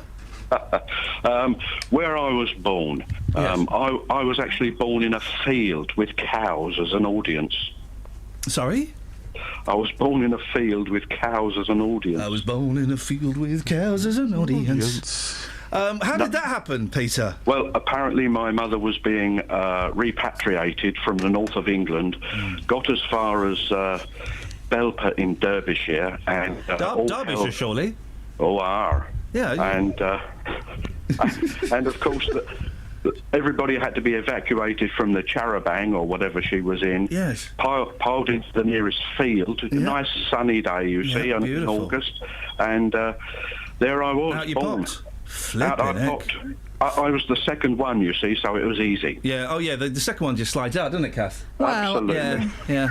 No, you can't. I don't know why they whinge about the second one. It just pops out. It's all been loosened. To be honest, I was better at doing the second one. Yeah. Peter, excellent. Is everything all right in your world, Peter? It is. Yes, Good lad. Nice to hear your voice again. Thank you, Peter. There you go. See, just. Top man. Top band. You sound good quality today, mate. Well, I'm live in St Albans, working in the Swagmobile, which has been repaired, the branded vehicle, working on a 2-second delay. But boss, doing my best here, live in St Albans. I forgot. You sound good, but there's a 2-second delay, which the BBC think is acceptable for having intimate banter. Don't worry. There's a good. He's good, isn't he? He's good at covering it up. Well, you can't throw to him because he's got to wait for the pause. No, that's fine. It's fine. I can handle it. Close to an encounter. We'll discover alien life within the next 20 years, claims NASA chief. Ooh. Well, promises. The human race is on the brink. Oh, this is exciting, Justin. Can I just say something? Yes. Why 20 years? I went to a house in St Albans about 2 years ago, and a man claimed there was an alien on his driveway. Why 20 years? Wasn't that alien invisible? Yes, but he claimed he was standing next to me. Wasn't he the fella who dug up his back garden to, like, make alien markings so they'd come and land with him? Yeah, that's the one, yep. Okay. And his wife was in the house rolling her eyes. Yep. Yeah, I remember that guy. Well, the human race is on the brink of finding aliens that we can see, says NASA experts. Oh, look, I broke it. Look. You pop that in. There. But you've broken the wing. Have you done that? Take this thing off. That just gets in the way. I'm talking about her dress, of course. I'm joking! Talk about my drone. The US Space Agency's chief scientist said efforts to search for habitable worlds meant it was only a matter of time before extraterrestrials found. Ellen Stofan said, Ellen Stofan is the chief scientist, and it's a lady. It's brilliant. Well done, girls. Said, I believe we'll have strong indications of life beyond Earth in the next decade. I bet she didn't talk like and that. Definitive evidence in the next 10 to 20 years. It will be quicker. I've just got to do the ironing. Wow. It will be quicker. I've got a mountain of washing up to do. I made myself laugh. There. Enjoyed that. It will be quicker, but I've got to do that over him. We know where and how to look. Stop it. In most cases, we have the technology. So I think we're definitely on the road. I've just got to load up the dishwasher. Oh. Funny guy. Very funny guy. Me funny guy. Me funny guy. You keep chit-chatting with your mate while I fix this aeroplane. Which I taught you how to fly. Well... how's Sullivan's looking, mate? Yeah, it's looking fine. We're here, of course, with the big phone of the day. Yeah. What was the last thing you had delivered?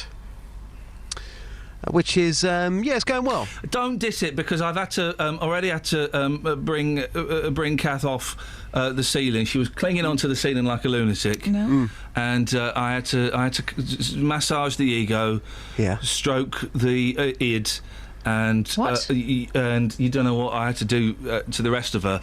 She's calmed down now. It's a great Vox. Yeah. I'm sure you're getting some great feedback on it. Yeah, great feedback. I've had people saying that that they had a bill delivered which they couldn't afford to pay. I That don't one believe came you've in. spoken to anyone. I think you've only just got there. And you've had a cough and a not true. growler. Not true. Jacqueline, actually.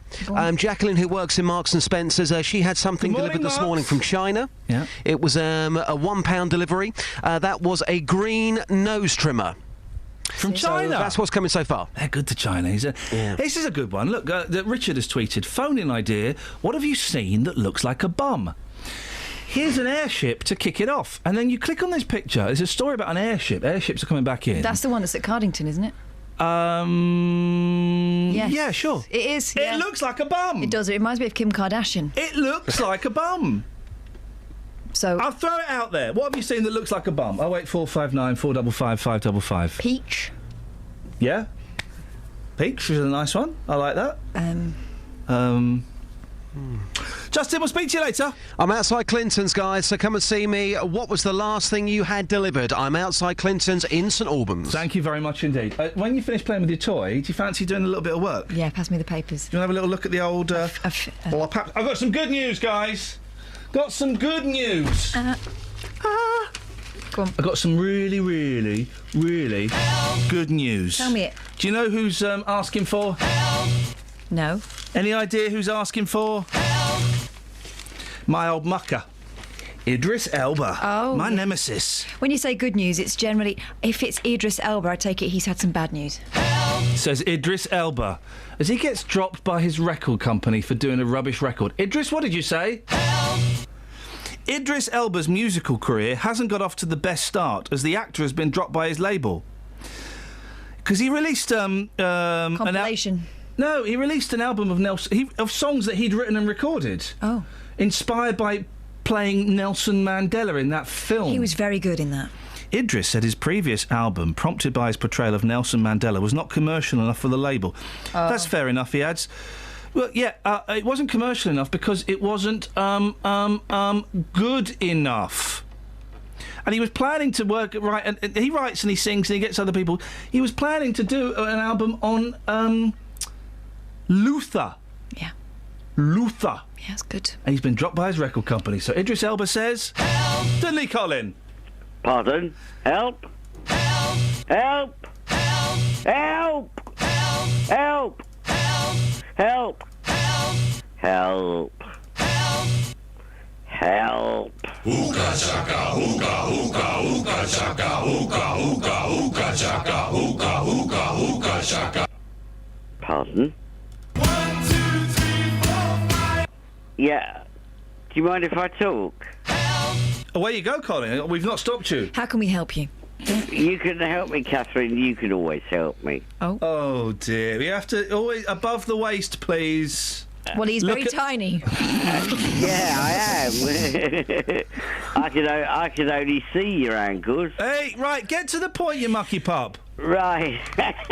What I've had delivered in the last week or so, I've had... Here we go. I've had a cordless drill screwdriver. Oh. How many bits?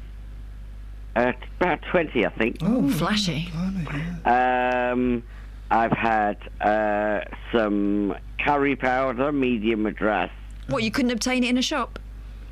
Not 200 odd You're listening grams. to BBC Local Radio. Well, he's using quantities. Hey, you asked, Lee. I didn't, Dunstable. Boyle did. Carry on, I'm still interested. Yeah, so there was the curry powder, smoked paprika, and hot chili powder. Spicy Colin in Dunstable. So I'm staying out of this, Catherine. It's your phone in. That's what I've had delivered. Excellent, thank you very much indeed. What I deduce from that is that you're a spicy man. You're also a practical man. I Yeah. can't believe you're still single, Colin. How long's it been? 57 years. So if anyone fancies a spicy practical man, we've got one in Dunstable for you. He's not very tall, That's true. but what there is of him. It's hot stuff. Small but perfectly formed. You reckon? Travel news for beds, cards, and bugs. BBC Three Counties Radio.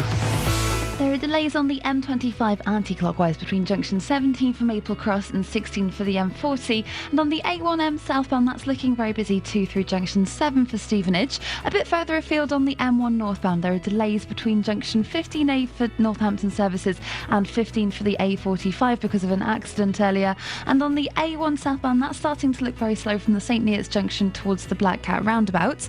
On the train departure boards, the 8:30 service from High Wycombe to London Marylebone has been cancelled, and at Luton Airport today expect some possible delays and cancellations and disruptions to flights because of an airstrike in France. Samantha Bruff, BBC Three Counties Radio. Thank you, Sammy. 7:45, Thursday the 9th of April. These are your headlines on BBC Three Counties Radio. Do not take that thing off while I'm doing the news.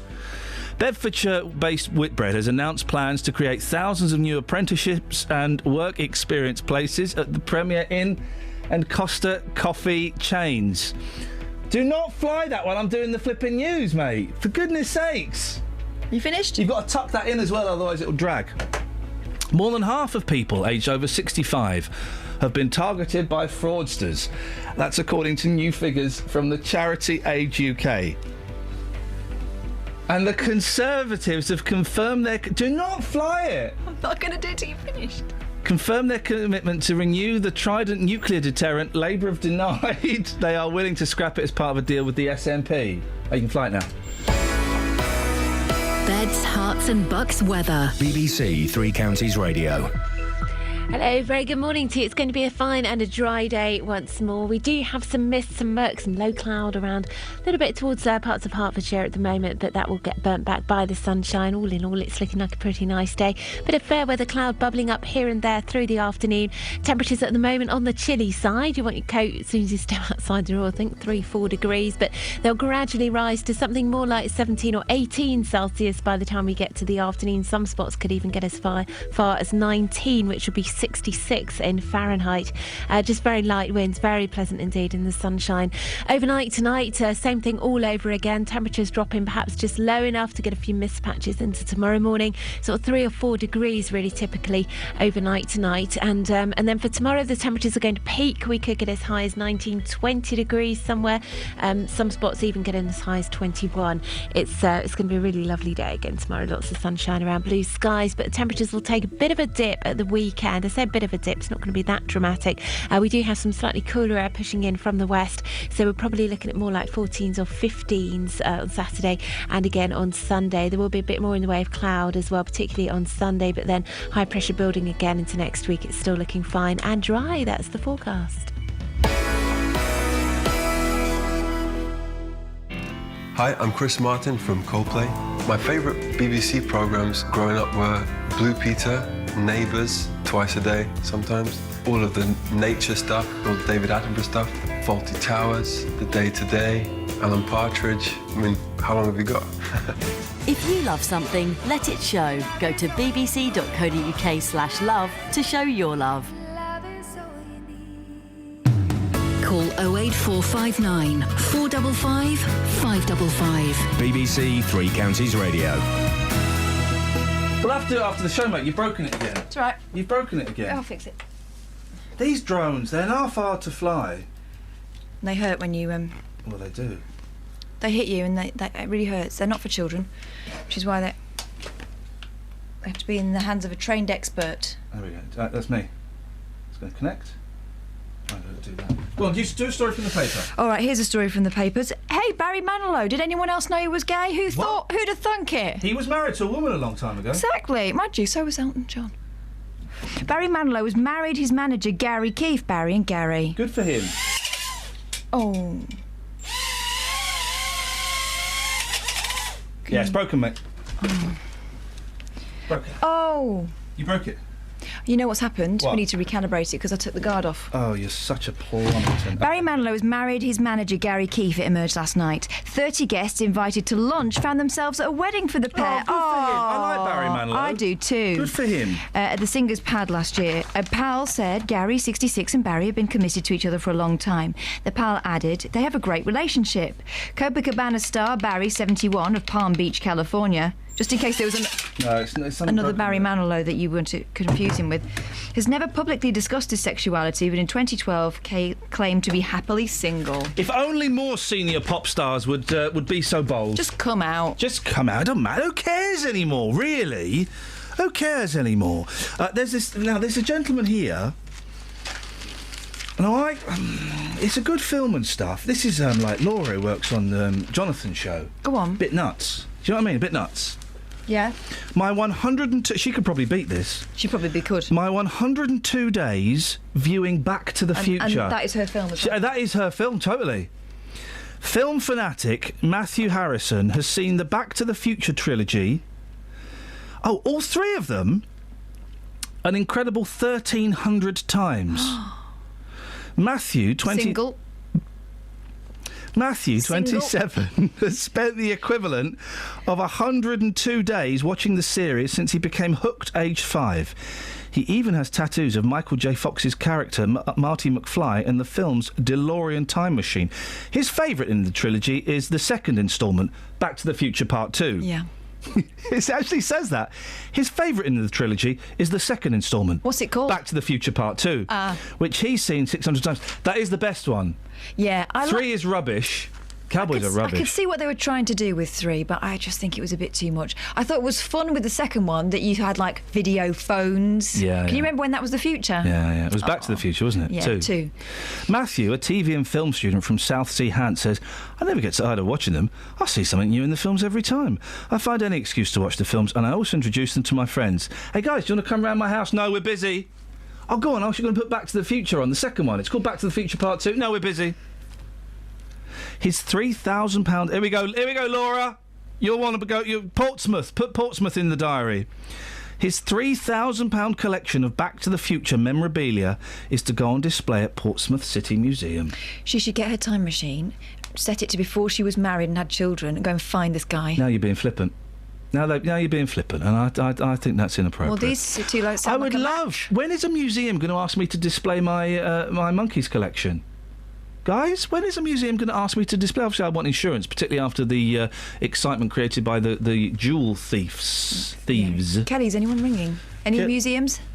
There must be a museum that wants me to display my monkey. I've got some brilliant stuff. I've got the Gretsch 1967 Country Gentleman guitar. And there are all kinds of museums out there. I mean, there's a pencil... Cost me $2,000. Pencil museum. I'm getting delivered this week the mono edition, original mono American release of The Birds, the Bees and the Monkeys. $600 that cost me. Oh. Don't tell my wife. Seriously, don't tell my wife. She would actually go nuts. And you're taking the mickey out of this guy? No, I'm not taking the mickey out of him. I'm saluting him. But I'm saying he's a lightweight. Yeah. I'm saying he's a lightweight, is what I'm saying. So, just to clarify, in reverse order, number 3, Back to the Future 3. Number 2, Back to the Future. Number 1, Back to the Future Part 2. That's the second one in the trilogy. Catherine, what have you got? Good one. Sun columnist Katie is in talks to have her own chapter. Why are you doing this? Because I don't like her. But no, why are you doing this? Because you're feeding her machine. Because from now on I'm going to call her Thingy. But you're feeding. Now, I've spoken to Katie Hopkins several times. Actually, she's a really nice woman. Yeah, but it's all a trick. It's all a game. It's pantomime villain. She goes. What she does is, she has a look and sees what's trending. Yeah. And then she says something mean about it. Yeah, pantomime villain. She's like when I nearly said that bird. Apologies. When that woman from the 3 Degrees was in that pantomime that I saw at Christmas, we all booed her. No, I like the 3 Degrees. I like some good hits. When will I see you again? And all of that stuff. But she was vile to Snow White. Yeah, but she was, she was the pantomime villain, and we all booed her. Actually, she looks good, she sings good, and she's got a cracking body. Why would I boo that? Showbiz. That's why. Anyway, I'm going to boo Kelly. Boo, boo. Thanks, mate. You're welcome. And actually, it was actually a deserved boo. That's something she did last week. Sorry, I was a bit late on the booing there. No, I quite like being booed. Thank you, mate. Pressure. Anyway, Thingy's getting a TV show. Don't even feed the machine. Don't put your penny in her slot. Why would you put your penny in her slot? Said It's a pantomime villain. Let her get on with it. TV and every time someone on Twitter goes, Katie Hopkins said this about depression. Katie Hopkins has said this about dementia. Who cares what she says? You know, I go back to the analogy of the bird from the 3 Degrees, Prince Charles's favourite group. Who knows what happened in the 70s to them? We just don't know. We won't know for another 50 years until the court records are released. She didn't really want to kill that Beauty and the Beast. She didn't really want to. Yeah, she put a curse on Ridian. Okay, fair enough. That was out of order, and I might send her. I like Ridian. He's ridiculous. Yeah, that was out of order, but deserved. But she didn't really want to kill that young lady that got. She didn't want to kill anybody. Bella. I don't know. She didn't want to kill anybody. She just wanted to make Ridian hideously ugly. Yeah. That's all. Just to teach him. That's all. But yet we booed her, and I encouraged a 5-year-old. Well, they were 4 and 2 at the time. I encouraged them to boo her, and shout sexist abuse at her. What? What did they shout? I cannot say it on the radio. It's pantomime. You just let it all hang out. And because of that, they asked me to leave. Because I was letting it all hang out. Right. And is she getting a TV show? No, Well, I don't see what the relevance has been to any of this. What other stories have you got, my darling? A bigger heart risk if you are a shorty. Yeah, and I know why. Because if you carry an extra weight, it will not be distributed as evenly. No, but you're shorter. Yeah. So you're carrying less weight than a tallie. No. Yes. Because you can get... Right, you can get... Hang on a minute. She is shorter than me. She is shorter than thee, right? And she is carrying less weight than thee. Yeah, because she's half my size. But she's shorter. Yeah, but if she weighed a stone more than she should, it would look more on her because she's tiny. It don't say we fat blokes. Read the story. Genes with a G mean your risk like of... Simmons. And Kelly. Mean your risk of heart disease grows the shorter you are, scientists have claimed. Nothing to do with weight. It had been thought the link could be down to childhood diet or lifestyle, but researchers found that genes with a G that control height also affect potential heart problems. Can I stop you there? Kelly's got a question. I know why. Why? We have to work a lot harder in terms of if us three are walking down the street, my legs are going a lot quicker to keep up with yours. She's true. My heart is boom, boom, boom, boom, boom, boom. She's true, and she falls in love a lot. Oh, what was that noise? That was my mouth. Did you hear that? Yes. Continue. A study at Leicester University worked out the risk is 13.5% higher for each 2.5 inches. How many inches you got, Kelly? Couple. With a 5-foot man, Colin, listen up. Colin, mate, don't move. Just lie on your bed, don't move, because if you any sudden movement, that's it, you're a goner. Crikey bobs. With a 5-foot man 65% more likely to suffer than a bloke of 6 feet. I'm quids in. Professor Sir Nilesh Samani of Hello, is it Sir what? Nilesh or Nilesh. Is he knighted? Yes. Hey, good for him. And a professor. He's a very accomplished man. Flipping out. I'd be happy with one of those. Yeah, exactly. Which one? I wouldn't be happy with the name Nilesh, though. It wouldn't fit with Lee, would it? No, Nilesh Lee. What's his last name? Samani. They go together. Goes nicely. They go together. So, would you rather be a professor or a sir? I'd rather be Sir Professor, but like a supervillain. Oh no! It's Sir Professor!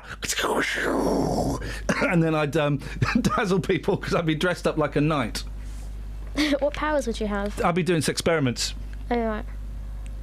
Anyway, he said, researchers have shown that the association between shorter height and high risk of coronary heart disease is a primary relationship. Thought so. Yeah. Travel news for beds, cards and bugs. BBC Three Counties Radio. Still busy on the M25 anti-clockwise through junction 19 for Watford, and the A1M southbound's looking quite slow through junction 7 for Stevenage. No reports of any delays elsewhere on the motorways, but it is quite foggy on the A1M looking at the CCTV camera, so visibility could be a problem. On the A1 southbound, it's looking slow from the St Neots junction to the Black Cat roundabout, and in Dunstable on the speed sensors, High Street North is looking very slow around Church Street still.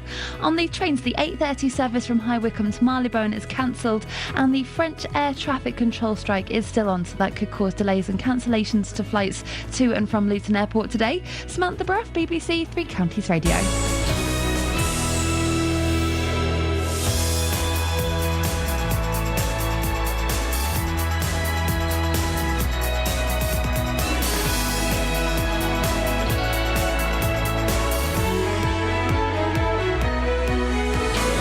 Local and vocal across beds, hearts and bucks. This is BBC Three Counties Radio.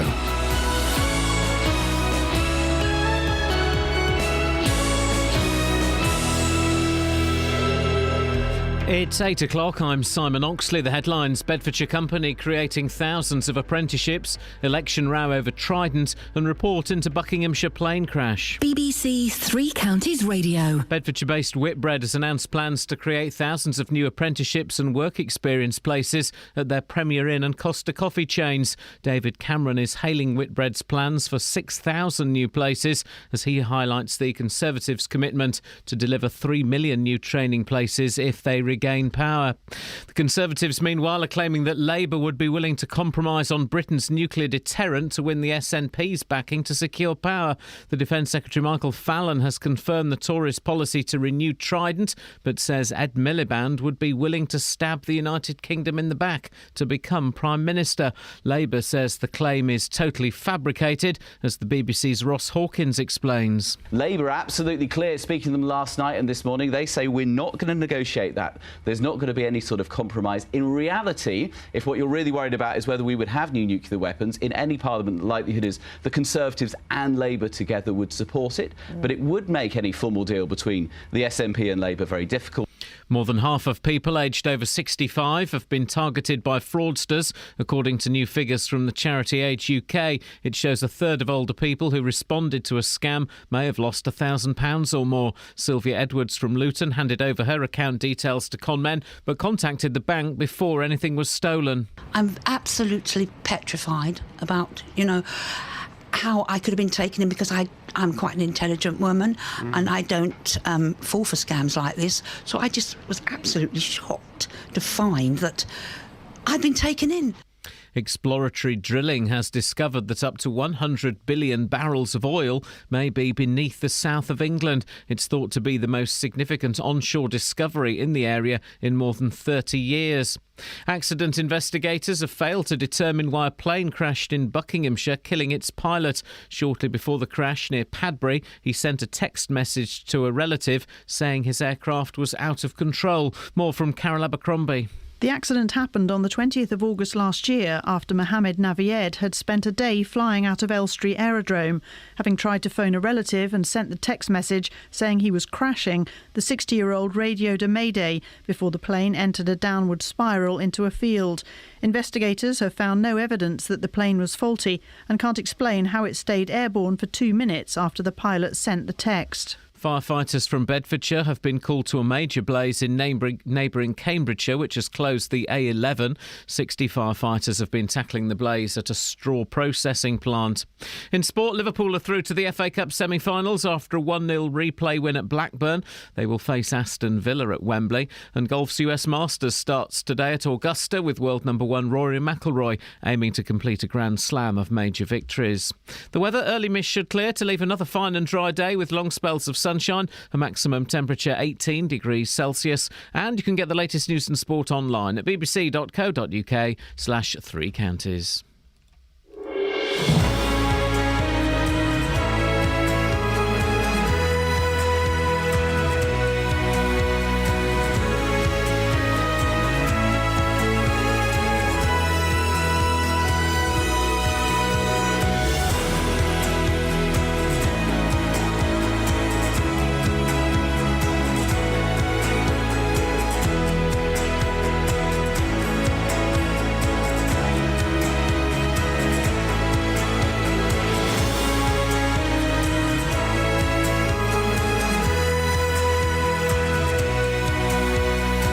Don't worry, guys.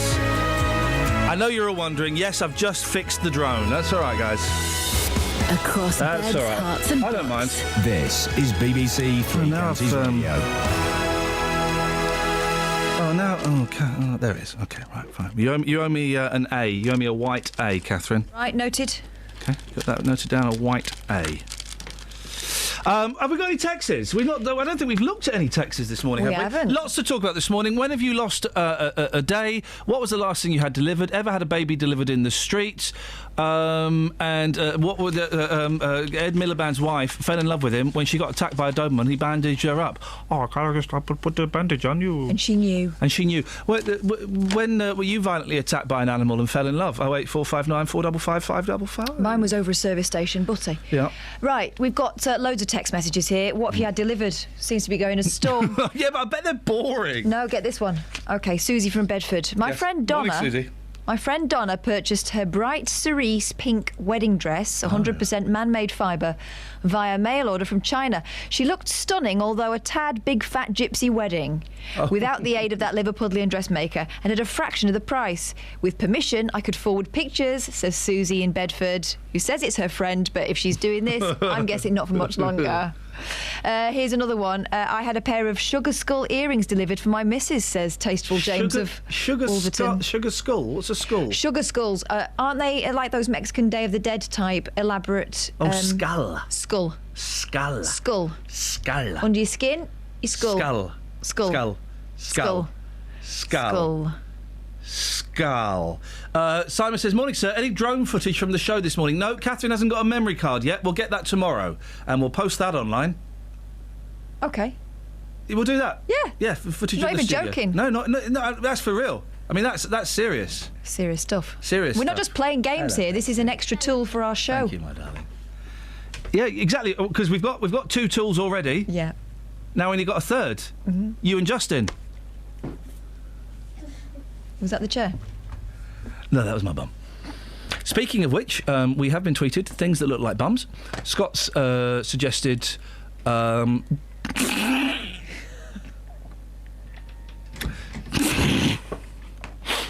Scott suggested 2 small boys fighting under a duvet, or 2 peaches in a silk hanky. So, No, that's what bums look like.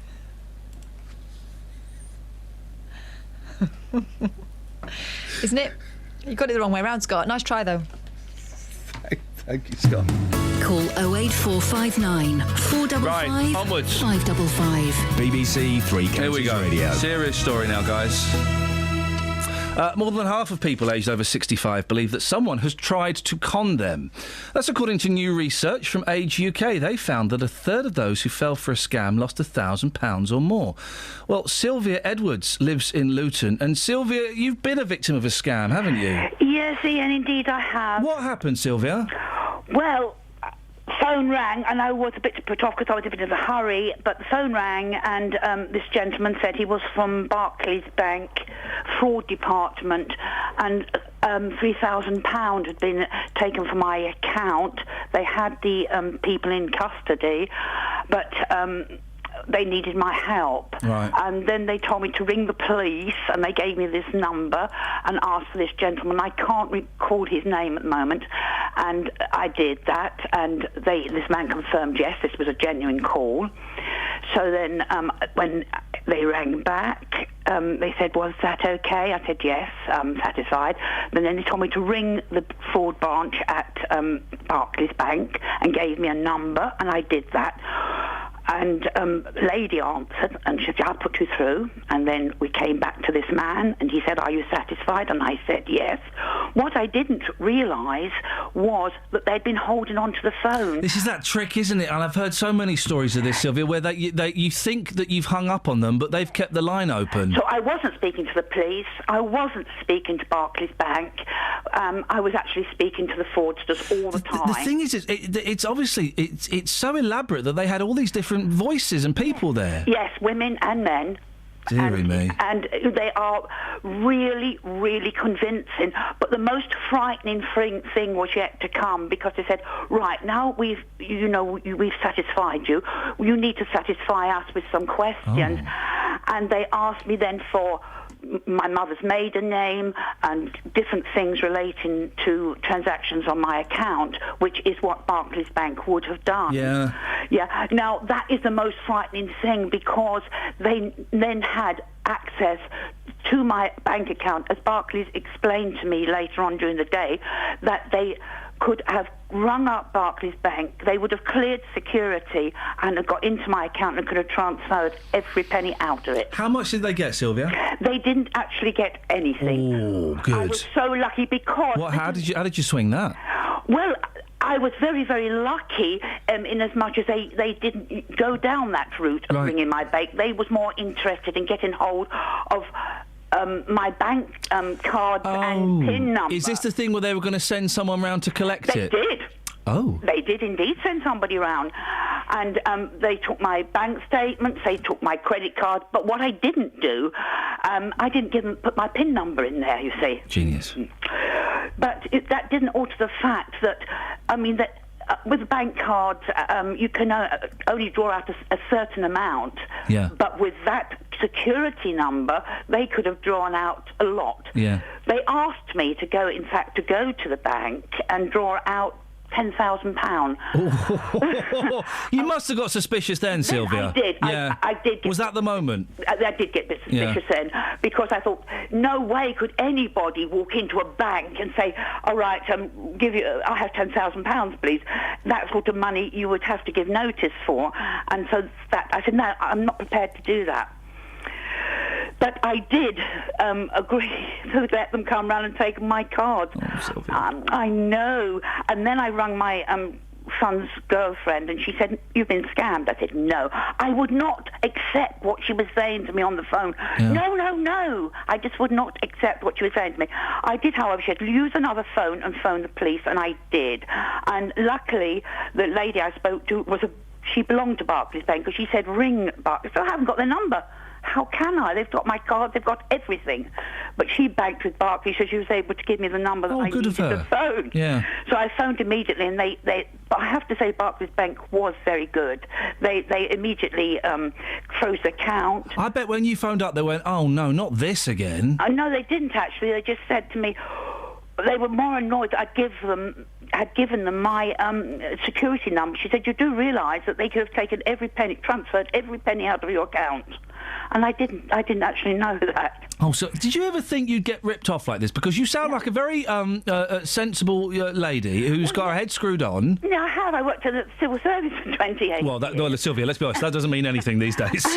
And, and I I'm not an unintelligent woman by any means, and I've always laughed at people that got scammed. I would never get scammed, says I. Yeah. But it's unbelievable when it happens to you.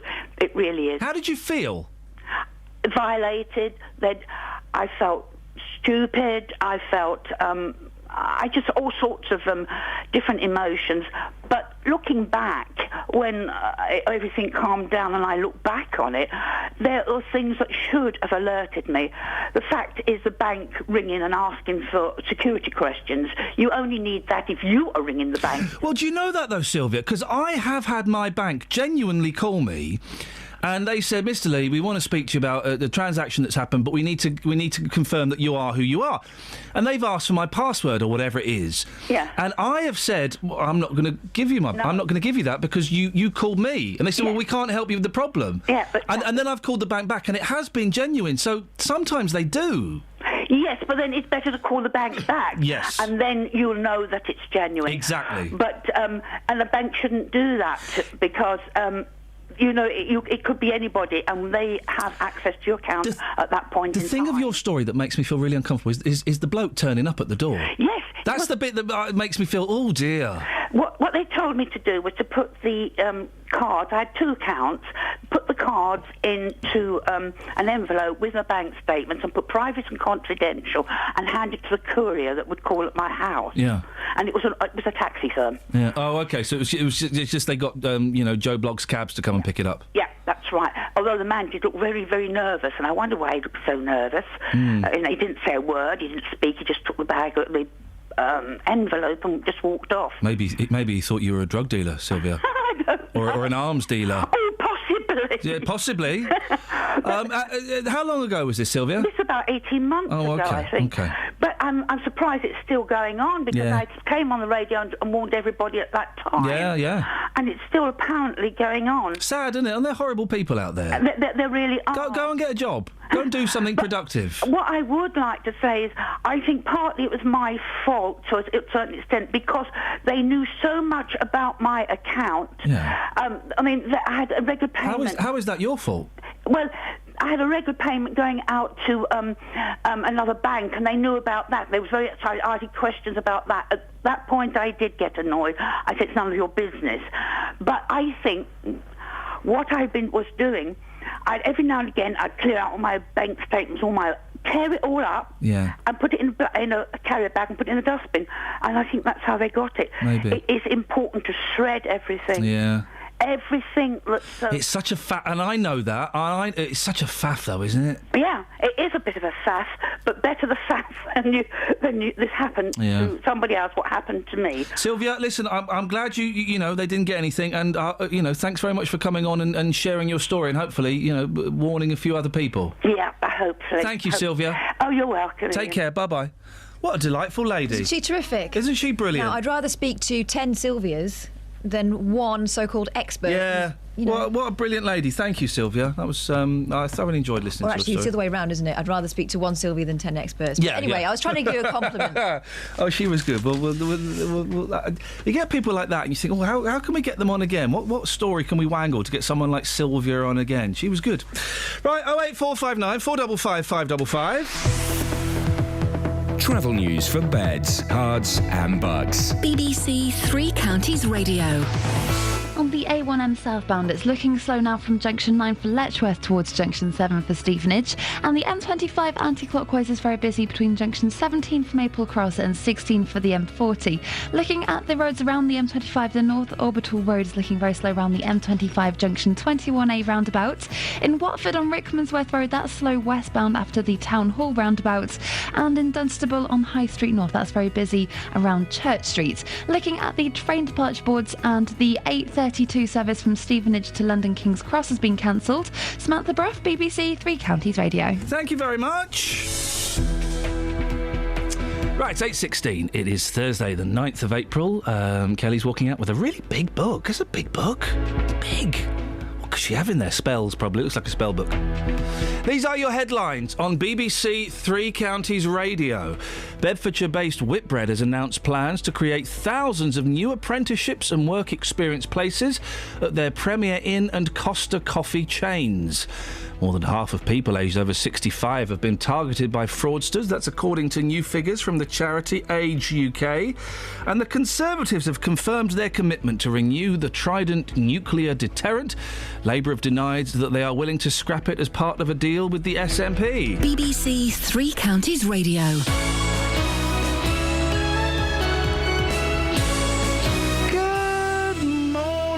Jonathan. Good morning. You right? Yes, you? You've got a naughty little grin on your face. What have you been up to upstairs? Just gauging what mood you're in today. I'm just seeing what kind of ride I'm in for. I'm in for a rough ride if that's what you'd like.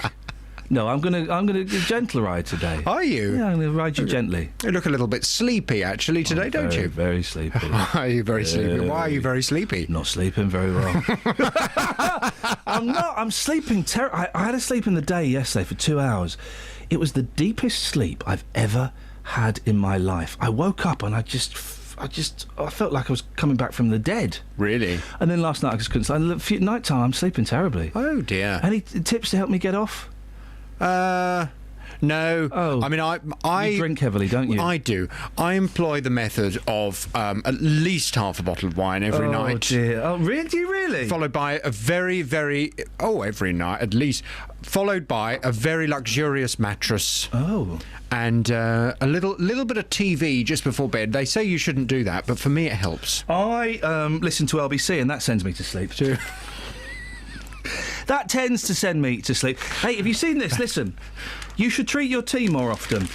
Treat them? Yeah, treat Laura. Treat Laura? No, I've heard you talk about this. Back I'm not to the treating Laura with that. Take her to the Portsmouth City Museum. This fella, Matthew Harrison, single, is displaying his £3,000 collection of Back to the Future memorabilia. Oh. Take her. I don't want to. I'd be bored out of my brains. I always take my team out on trips, don't I, team? Yeah, so I think you should do the same. It's called team management because basically my team, they're a bit thick, aren't you, team? What? So what I do is I occupy their minds by taking them out on fancy trips, don't I, team? You really are. Sorry? A massive. There we go. Massive, great guy, she was going to say, weren't you, Kath? Talent. And if you I will not do any. Here we go, you see. So they're now on my side. They're under my thumb. They do whatever I want, don't you, team? That is so not true. There you go, you see. It's Kelly in someone's pocket. They look. I mean, I'm looking at your team through the glass. They look a really happy Don't look at them. Don't make eye contact with them. Why not? What happens if you look at them? Don't. He looks over here. There we go. Don't make eye contact with them. It only encourages them. Right. So just a suggestion, maybe take Laura for that and buy Tim. No, I'd imagine it's biscuits full of weirdos. Oh dear, you saying Laura's a weirdo? Coming up on the big phone in this morning at 9. Do you have sympathy for bosses who don't want to employ fat people? Nearly half of Britain's bosses are unlikely to hire overweight workers as they're seen as less productive, apparently. That's the finding of a new survey which polled over 1,000 employers about their attitudes to obese workers. When asked why, common replies were they wouldn't be able to do the job required, or they wouldn't be able to play a full role in the business. They'd eat the full role. Well, from 9 this morning, do you have sympathy for bosses who don't want to employ fat people? Your stories, your views on 08459 455 555 from 9.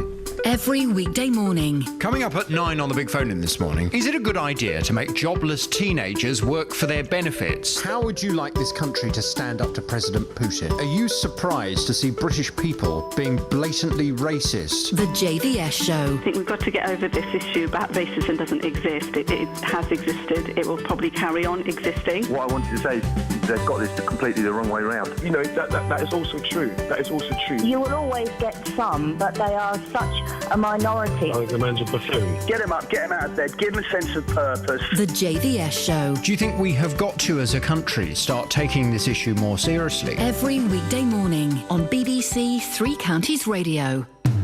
Call 08459 455 555. BBC Three Counties Radio. Now, a fundraising campaign set up in honour of a Watford football fan who was left with serious head injuries after being attacked has raised, well, Justin was telling us this morning, about £37,000.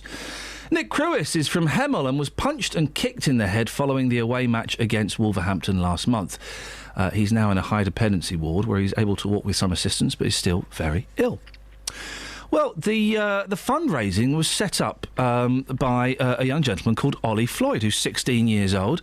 Ollie, you're from Hemel, but you're a Wolves fan. How does that work? Yeah, basically my mum's was born in Wolverhampton, and I have family that live in Wolverhampton, and I guess that's just the team I ended up choosing, really. Okay, well, there were some people that would call you a traitor, Ollie, but I'm not going to get involved in the football politics. Am I right? It's about £37,000, isn't it? Yeah, it passed that last night. I mean, Watford FC put out a statement which was an open letter from the family, and that, I mean, I think that sort of spurted up the fund a little bit. You started the fund, did you, Ollie? Yeah, that's right. Tell me what your thinking was behind it.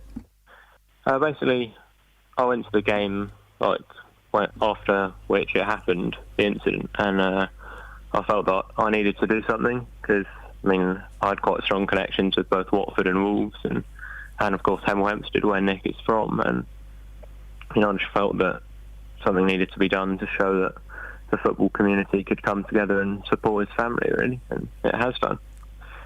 And what did you do it on? One of those Just Giving type pages? Where is it if people want to find it? Yeah, the website is called GoFundMe, and it's an American website where anyone can basically seek funding for almost anything, really. And it's a very good site. And if they want to find this specific fund and pop a few quid in, how do they do that? If they type into Google GoFundMe and then Nick Cruise, they should be able to find it. It'll be like the first result. And there. It's spelt quite an odd way. Cruwys. So if people want to have a look at that. How long is it going to go on for, Ollie? It kind of depends on how Nick is getting on, really. I mean, the news that came out yesterday was really encouraging. Yeah. So, I mean, regardless, I think it's going to be a long recovery. And have you spoken to the family? What have they said?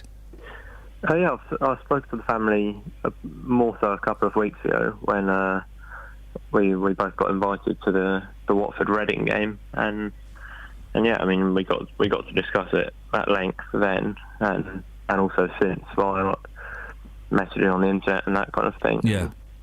Yeah, I mean, we just had to work out how we're like transferring the money to Nick. And Ollie, listen, it will sound patronising when I say this, but I mean it genuinely. Well done. You're a good lad, and you have done a good thing. So you should feel very proud of yourself.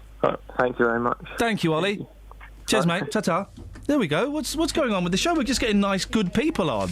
Well, they're out there, so I'm harvesting them. He's 16 years old. I think what I was doing at 16 years old, blimey, and he's going to change a family's life. Isn't that incredible? Good lad. Isn't that incredible? Well done, Nick. That's Ollie. Sorry, well, that's brilliant news. I'm sure Nick's family are over the moon. They've got someone like you on their side.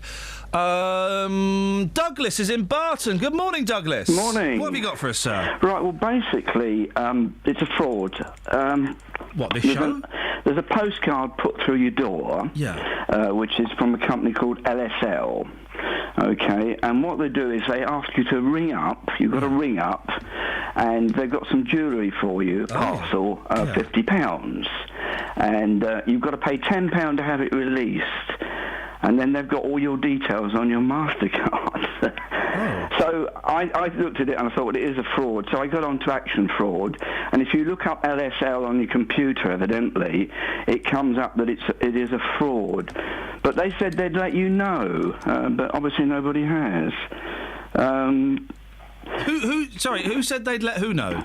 Well, the Action Fraud. I said, would you let people know? Oh, no. But nobody's got in touch with yourself. Oh, I've just seen it. Yes, look, notice a parcel claim from Levine and Sadler Limited. It's in Fiji, very tiny writing. You'd have to put a magnifying glass on it. It's done in Fiji, and it gives you 7 days to do it. Oh, blimey! But I just heard your other one. Yeah. And I thought, well, I'll let you know. But I went through the process, obviously, of getting a reference number and everything it. The fraud department, from what I can gather, having had no personal involvement with them, are rubbish, aren't they? I tried to get in touch with them when someone was trying to con me, so it was in the process of happening. Yeah. And I You've said, got look, you've got the phone number. The Yeah, 0300 absolutely. I rang them and I sent them the details. Yeah. Nothing. And as far as I can see, they're not interested unless you've been done. Yeah, they don't. Well, I've heard so many reports about it. If you've dealt with the fraud department, do let us know, because it was the police, and then it got siphoned off to the fraud department, which is action fraud. Yeah, which is a separate Yeah, that's thing. what you have to go through. The 101, and then they pass you through to action fraud. Eventually, I got the Douglas, number. thank you for bringing that to our attention. It's much appreciated. Yeah, there's been I've heard loads of programmes on Radio 4 about it, you and yours and stuff. Yeah. Action fraud don't give us stuff. They don't give us stuff, and they'll say, "Oh yeah, no, we do," but nothing seems to get done. You would think if you can hand over an active case and they could take it over, they would be pretty simple for them to get these guys, but they weren't interested. You know that money got nicked from my mum's room in her care home by one of the carers, and the police investigated. Police aren't going to do anything. The police aren't going to do anything because they've got nothing. They've got nothing to go on. What? Hang on a minute. It's in a locked box. Yeah, so 90 quid. How many people have access to? 8. So that's a short list. 8.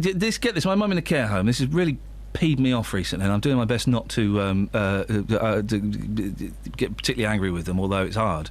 90 quid in a safe. There were safes in their room that can only be opened by a member of the staff with a key. 90 quid got nicked from it. Right. And another resident had money nicked from their room. Different circumstances, we've been told. They won't go into any more details. The police investigated and came back and said, "Yeah, there's nothing we can do about it. We'll let this one go." So they couldn't look into those people's bank affairs. We'll let this one go. We'll let this one go of people in a position of trust stealing money from a severely disabled woman. Oh, all right. Nice one, police. Nice one, police. Nice one, Thames Valley Police. Because that doesn't get to the heart of the trust that you put into them. 1,300 quid a week we pay for that service, for her to be looked after. 1,390. Yes, yeah, exactly. Thank you very much. 08459 455 555. Let's get the travel. Here's Sammy. Travel news for beds, cards and bugs. BBC Three Counties Radio. It's busy on the M25 anti-clockwise at junction 17 from Maple Cross to junction 16 for the M40. On the A1M southbound, that's looking very slow from junction 9 for Letchworth to 7 for Stevenage. And in Dunstable, it's still very busy on the A5 High Street North around the Church Street junction and West Street. On the A1 southbound, it's very busy approaching the Black Cat roundabout from the St Neots junction. And on the trains, no major delays showing up at the moment on the departure boards, but the French air traffic control strike is still on, so that could cause some delays and cancellations for flights to and from Luton Airport today. Samantha Bruff, BBC Three Counties Radio. Across beds, hearts and bugs. This is BBC Three Counties Radio.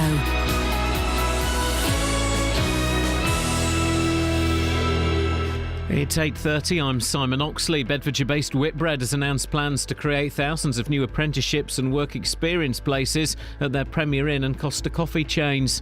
An oil exploration firm has announced there could be up to 100 billion barrels of oil beneath the south of England.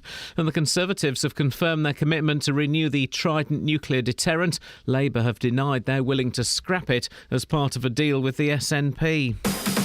Three Counties Sports. BBC Three Counties Radio. Liverpool are through to the FA Cup semi-finals after a 1-0 replay win at Blackburn. They will face Aston Villa at Wembley. Here's manager Brendan Rodgers. Very, very important for us. On the back of playing so well for 3 odd months and then letting our standards drop in 2 important games, it was very important for us to reach the semi-final tonight. But you got to give immense credit to the players. Coming to here, difficult game against a very good opponent. I thought overall, as I said, the players were outstanding. Watford captain Troy Deeney has been shortlisted for the Championship Player of the Month award for March. Deeney scored 5 goals in 5 games to help keep the Hornets on course for automatic promotion. Golf's US Masters starts today at Augusta with world number 1 Rory McIlroy aiming to complete a Grand Slam of major victories. McIlroy is sharing the spotlight with the returning Tiger Woods. He was a hero of mine growing up. I did have posters of him on my wall. I did idolise him, really. You get a lot of the guys that are my age up here and they'd say the same thing. He was a hero to us growing up. That's why I have so many guys, in their early 20s that are so good right now. Former England cricket captain Michael Vaughan has told the BBC he would be interested in the ECB's new Director of Cricket role. Paul Downton left his post as Managing Director yesterday. And in racing, the Grand National meeting starts today at Aintree with champion jockey AP McCoy competing for the final time before retiring. More from the BBC's Luke Harvey. It used to be that the Grand National Meeting was just about one race. This year, you know, the last few years, it hasn't been like that because there's a 4-week gap between Cheltenham and Aintree. A lot of the horses that ran at Cheltenham are running here, you know, the likes of Sylvian Arca, Conti, Mafiel, Hollywell, Arctic Fire, who ran so well in the Champion Hurdle. So it's not only got the AP factor, it's got the equine quality as well. BBC Three Counties News and Sport. The next full bulletin is at 9. Call 08459 455 555. BBC Three Counties Radio.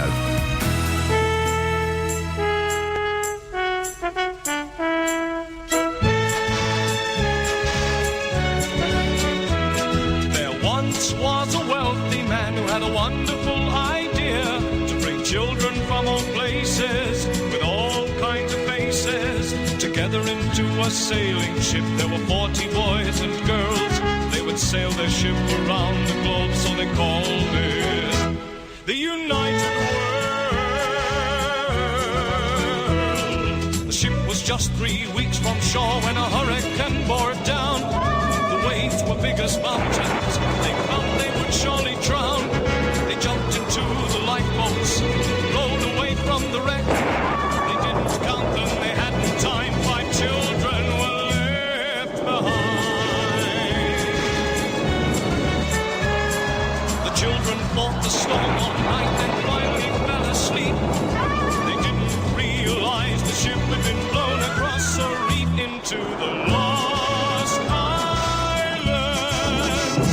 What? Hiding in the bushes was a watchful pair of eyes, and living in the valley were people lost in time, ruled over by a tyrant whose face was in a mask. The children must defeat him so they can escape at last from the Lost Islands.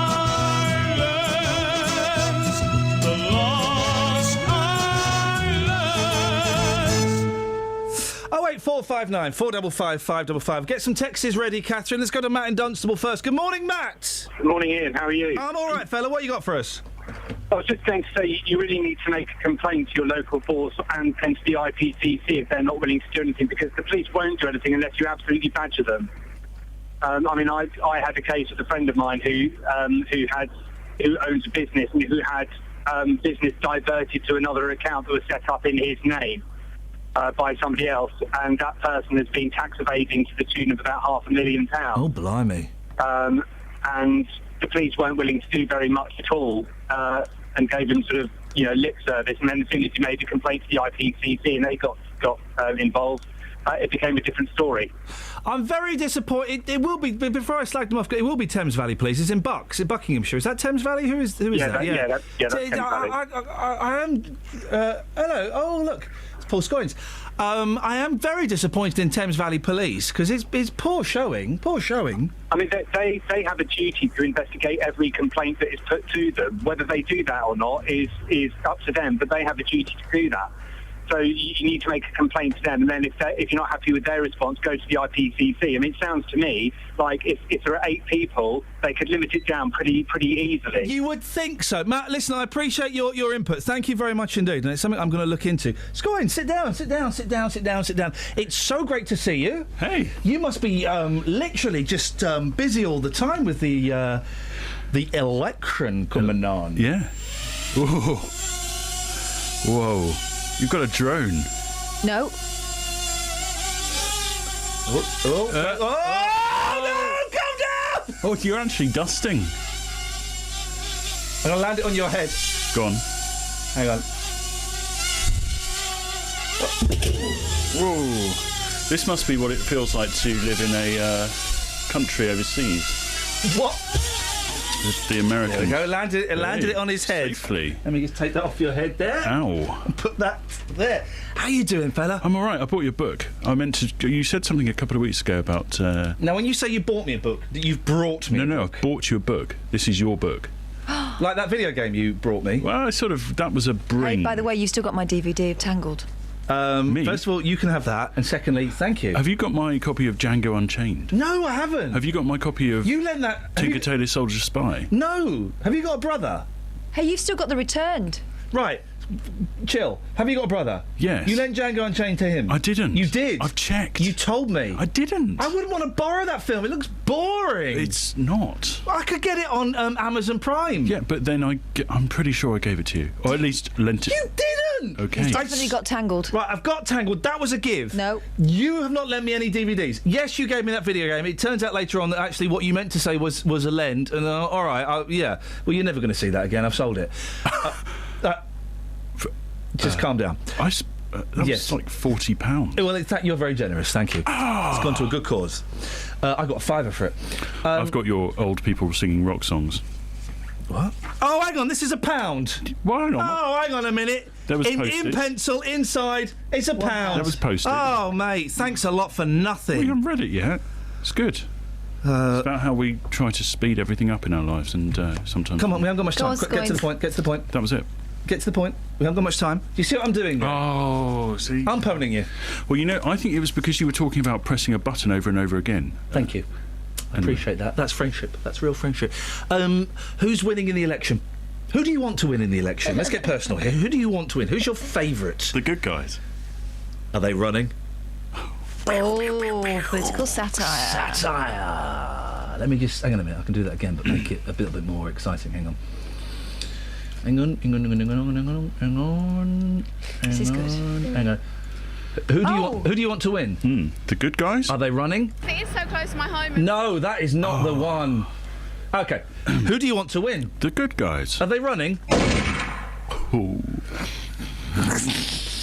Satire! All our BBC buses are panicking. Don't worry, Scoins is in the studio. Nothing could go wrong. But seriously, who do you want to win? Which one? Any of them. Okay, good lad. You see, he's good. I can't get him the sack by fair means, so I'm trying to get him the sack by foul. Who's your favourite MP? Oh. And who would you like to win again? Oh, he's good. He's good. He's good. dying to say. Look at his Isn't he? little face. Look. Isn't he? He's dying to say. Well, I don't know what that face is. I think that's a poo face. It's okay, well, you go off and... nice to see you, Scoins. Yes. Where are you off to today? Cheshunt. I don't know why that made me laugh. Catherine Boyle, what did we get in the Texas Some Texas. Hello, Iain, says Rob. Say hello to Rob. Hello, Rob. How you doing? Since you seem to be able to play anything you want, how come you never play the Curry Corder Quartet? Oh, but he did. Sorry? The Curry Corder Quartet. They've split up. Well, they haven't split up, guys. One of them's left. Don't. But they might be coming back. I have, haven't I? Yeah, you did ages ago. Can you... we won't be able to find that, so we'll leave that. Oh, you're saying that like a... All right, then, fine. Find the Kurikorda Quartet, Pythagoras Suichi. That's Japanese for Pythagoras' switch. Pythagoras Suichi. How you spell it? Yeah, of course it is. Yeah. Spell it. P-I-T, that's all you need to and know. then switchy. Pythagoras Suichi. Who sings it? The Kurikorda Quartet, Kuricorder Quartet. Konnichiwa. Keiki, harimasu ka?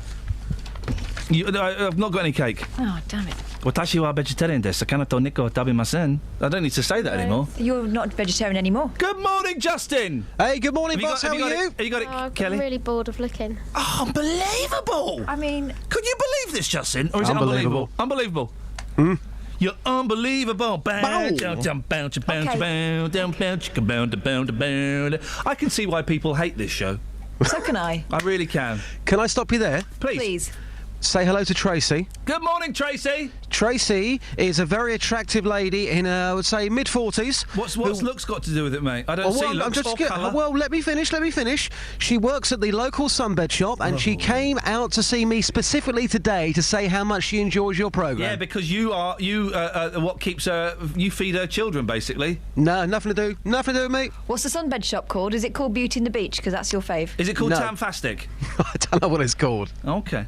I don't go to that one. Okay. Why do you do that to yourself, mate? Well, I can't for the time being, for the next 4 weeks anyway. What, Why? medical reasons? What? Yeah, medical reasons, yeah. Oh. Hang on, what medical reasons mean you can't go for a suntan? Antibiotics. What's wrong with you? Can't say. Hang on a minute. He's the fellow who was last week going, all right, Geez, I never get ill, Geez. I eat these vitamins, Geez. I never get ill. And now you got the lurgy and you're walking around and you've not told anyone about it. No, this is it contagious? Lurgy. I'm just taking a few antibiotics to get me on the, straight and narrow, and hopefully I'll be okay. STD? No. Okay. All right, no, it's mate. not. All right, mate. Of course it's not, mate. Similar, though. Similar. Oh. BTD? Waterworks. Anyway, move on. Oh, cystitis? Have you? Maybe. Oh, mate. Does it hurt to pee? Sometimes. On a scale of 1 to 10, how painful is it to pee? 7. Can you stop, because I'll be getting another phone call. Oh, this is medical... No, listen. When Justin and I discuss our medical issues... We're actually helping men. Yeah, forget your women with all your women's issues. Oh, I've got my Tampax in the petrol station. Forget all that. We're over that. Men are still really reluctant to go to the... There could be men who are finding it painful to pee. Luckily, I've never had it yet. Finding it painful to pee, and they won't go to the doctors. Hearing someone like Justin, who I do not know why, but is a hero to many, talk about his painful urinary tract, that is going to help men. Well done, Justin. It is actually. You should get a Daily Go Mirror to the doctors. Pride of Britain award. Yeah. Go to the doctors. Some of them are hot. Cranberry juice. I've had cystitis. It's very uncomfortable. Cranberry juice does help. Yes. No, it doesn't work. It's got more sugar in cranberry juice than a can of Coke. Yeah, it's true. But strangely, it's really good for your teeth, isn't it? Coke? No, of course not, mate. No. It's Coke. Cranberry juice. Well, no, don't drink it. I don't like it. Well, you would if you had a uncomfortable... I wouldn't. I'd talk to Justin and find out what had happened to him, and he'd tell me he'd gone to the doctors, who was hot. Anyway. And I would then go and get some... I'd go and see the hot doc and get some antibiotics. Say good morning to Tracy, move on. Good morning, Tracy. See what you've done, Tracy? You've created division where there was none. You've created hatred amongst friends. You've created an what's it? That book, Advantage Amongst Equals, Lesser of Two Evils. The book by not Jonathan Swift, the man who got done for perjury. Slept with a prostitute. Oh, I'm staying out of this one. Jeffrey Archer. Yeah. I am right on both those counts, aren't I? What was honest an equal amongst equals, a better amongst equals, 2 men and an equal, 3 men and a baby. Men. What? Of Mice and Men. No. What was the name of the book? We'll have to do your thing after the news now, Justin. You've really get on my nerves, Tracy. You see what you've done, Tracy? Tracy. You stinking blooming tan fat stick. All because you won't tan Justin. You disgust me, Tracy. An honest amongst equals, an equal, lesser of two Heard it equals. through the grapevine. No, that's Marvin Gaye's. Great track. Stop, please. What is the name of the book? 08459 455 555. An advantage amongst equals. It's something amongst men of equal. Is it? I've got a list. Is it Cain and Abel? No. Is it Time Will Tell? It's got equal in it. Is it Be Careful What You Wish For? Amongst equals. As the crow flies? As amongst equals. A Prisoner of Birth. You're getting on my nerves now. Do you see what you've done, Tracy? A Matter of Honour. You make me want to puke. And thereby hangs a tale. She's banned from listening to this show, fan or not. I'm sorry, Tracy. I'm just not having it. 12 Red Herrings. No! Answer the phone. Put them straight through, because they'll want to end this madness. Just whack them straight through. Unless it's the bloke who phoned up to complain yesterday, in which case probably best we don't speak to him again. I don't know who it is. Line 2, who is this, please? Hi, it's Pam in Hatfield. Good morning, Pam. Please put us out of our misery. First amongst equals. Oh, yes!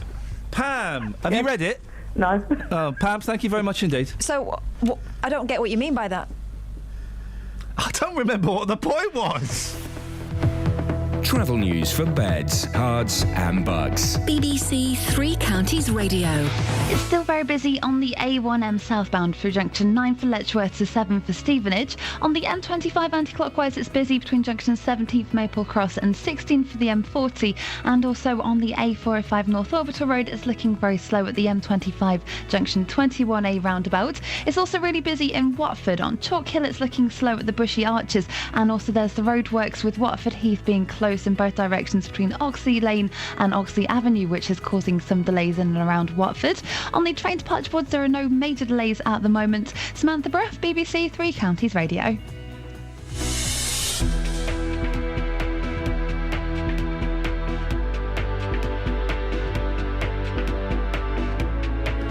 Thank you very much indeed. It's 8:46. It's Thursday, the 9th of April. I'm Iain Lee. These are your headlines on BBC Three Counties Radio. Bedfordshire-based Whitbread has announced plans to create thousands of new apprenticeships and work experience places at their Premier Inn and Costa Coffee chains. And an oil exploration firm has announced there could be up to 100 billion barrels of oil beneath the south of England. Up to, so it could be as little as one. Let's get the weather. Here's Elizabeth. Beds, Herts and Bucks weather. BBC Three Counties Radio. Hello, very good morning to you. It's fine and dry again today. Lots of blue skies and sunshine. Still some clouds we burnt back, though, from eastern areas in particular. We've currently got temperatures between 5 and 7 degrees, so a little bit of a chilly start this morning, yes, but lovely by this afternoon. We'll be looking at highs of widely 16 or 17 degrees. Some spots could even get close to 18 or even 19 degrees. Not completely out of the question for somewhere probably nearer the M25, really, but yeah, really lovely day. Lots of blue skies, sunshine, some fair weather cumulus cloud bubbling up here and there through the afternoon. The winds will stay light. Overnight tonight we'll do the whole thing all over again. Clear skies, staying dry, some mist patches into tomorrow morning forming.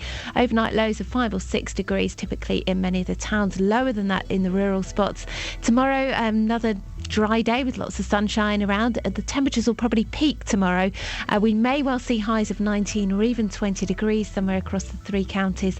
There will be a bit of cloud around to lose through the course of the morning and some fair weather cloud into the afternoon, but all in all a really lovely day. The temperatures will become a little bit cooler, I think, over the course of the weekend, and there will be a bit more cloud feeding in, particularly on Sunday, but still looking fine and dry into next week. That's the forecast.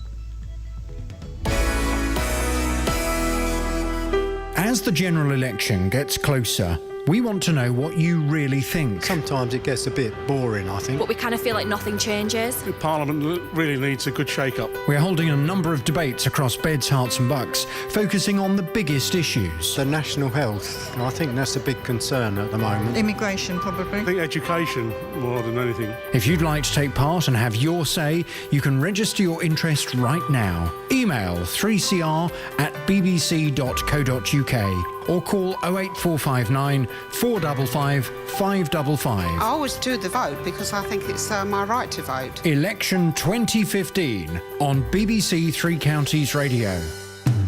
Call 08459 455 555. BBC Three Counties Radio. We're watching Japanese... there you go. Pitakora Suichi. Oh, here it is. Oh, Kelly Betts. She excels herself. So imagine the little film you're watching there with... I need to find a... Shall I describe it? Do you remember the beginning of... I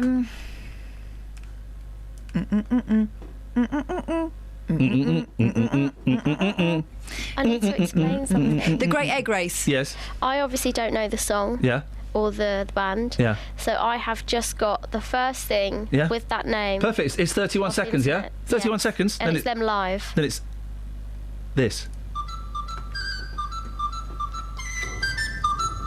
Oh, I've known this for ages. This is so good.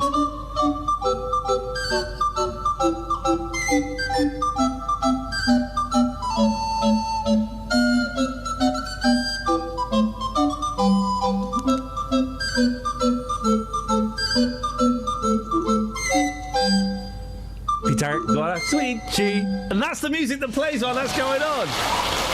Oh! So this is a programme where people... It's like Thank you, Kelly. That's made me very happy. It's an engineering programme, really, isn't it? It's a different kind of machine set up and slides and shoots and things, and it all ends with... the vehicle getting to the end and it flashing a sign that says Pythagoras Switch. Right, that band, let me say, it's very, very... It's not... Recorder Quartet, OK. I love them. I managed to track them down, and it turned out that one of them was going to be playing in London with another band. OK, it's a Japanese band, and I got them in on a radio show doing an LBC, and they only spoke Japanese. It was brilliant, and now I have them just speaking Japanese and are sort of communicating. So we had one member of the Recorder Quartet. We phoned up his friends in Japan, and they played that song live on the telephone and in the studio. And then, like, a year later, I was going to Japan. I thought, I'll email them, see if they're playing any gigs. And I emailed them and said, you may remember I interviewed you guys on the phone, and I'm going to be in Tokyo on these dates and these dates. I wonder if you're playing any gigs. Thought nothing of it. A week later, they emailed back, we have set up a gig for you and your wife. We will be great honours to have you as our guest. And they put on a gig for us in a club. Cool. And then the next day they turned up at our hotel and said, right, we're going to take you around Tokyo. They spent all day and wouldn't let us pay for anything. Oh, the nicest people in the world. That is so good, because I didn't dare go into Tokyo because I thought I'd get terribly lost. I love the Kurikorda Quartet. And then, anyway, that's fine. Justin! Hey! What have we sent you out on? It's been such a long time. Yeah. And he's in discomfort. I'm in discomfort with that and the subject of our big phone-in. Kath, would you like to explain? What about the discomfort? I think it's the jeans. I am staying out of this. There is real beef between you two. I'm going Okay. to check my messages on my phone. Now, earlier on, I was telling you the story in one of the newspapers about a woman who gave birth at the bus stop. She couldn't hold it in any longer. Literally, it popped out at the bus stop, and her husband had to deliver the baby there. Baby's called Charlotte, in case you're interested. Very nice name, traditional.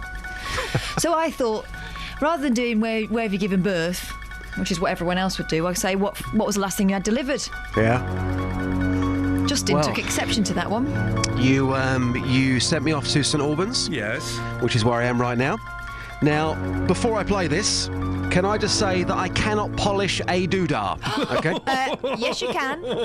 You freeze it first. Next question. Oh, jeez. So, Catherine, listen, I've been polishing doodahs for 18 months now. I'm giving you the hand and the eye. Yes, Justin. It's tense. So, I've tried my best on this one. Yeah. Got Seriously, some very freeze strange it looks. first. Yeah. Can you repeat the question again? What was the last thing you had delivered? Yeah.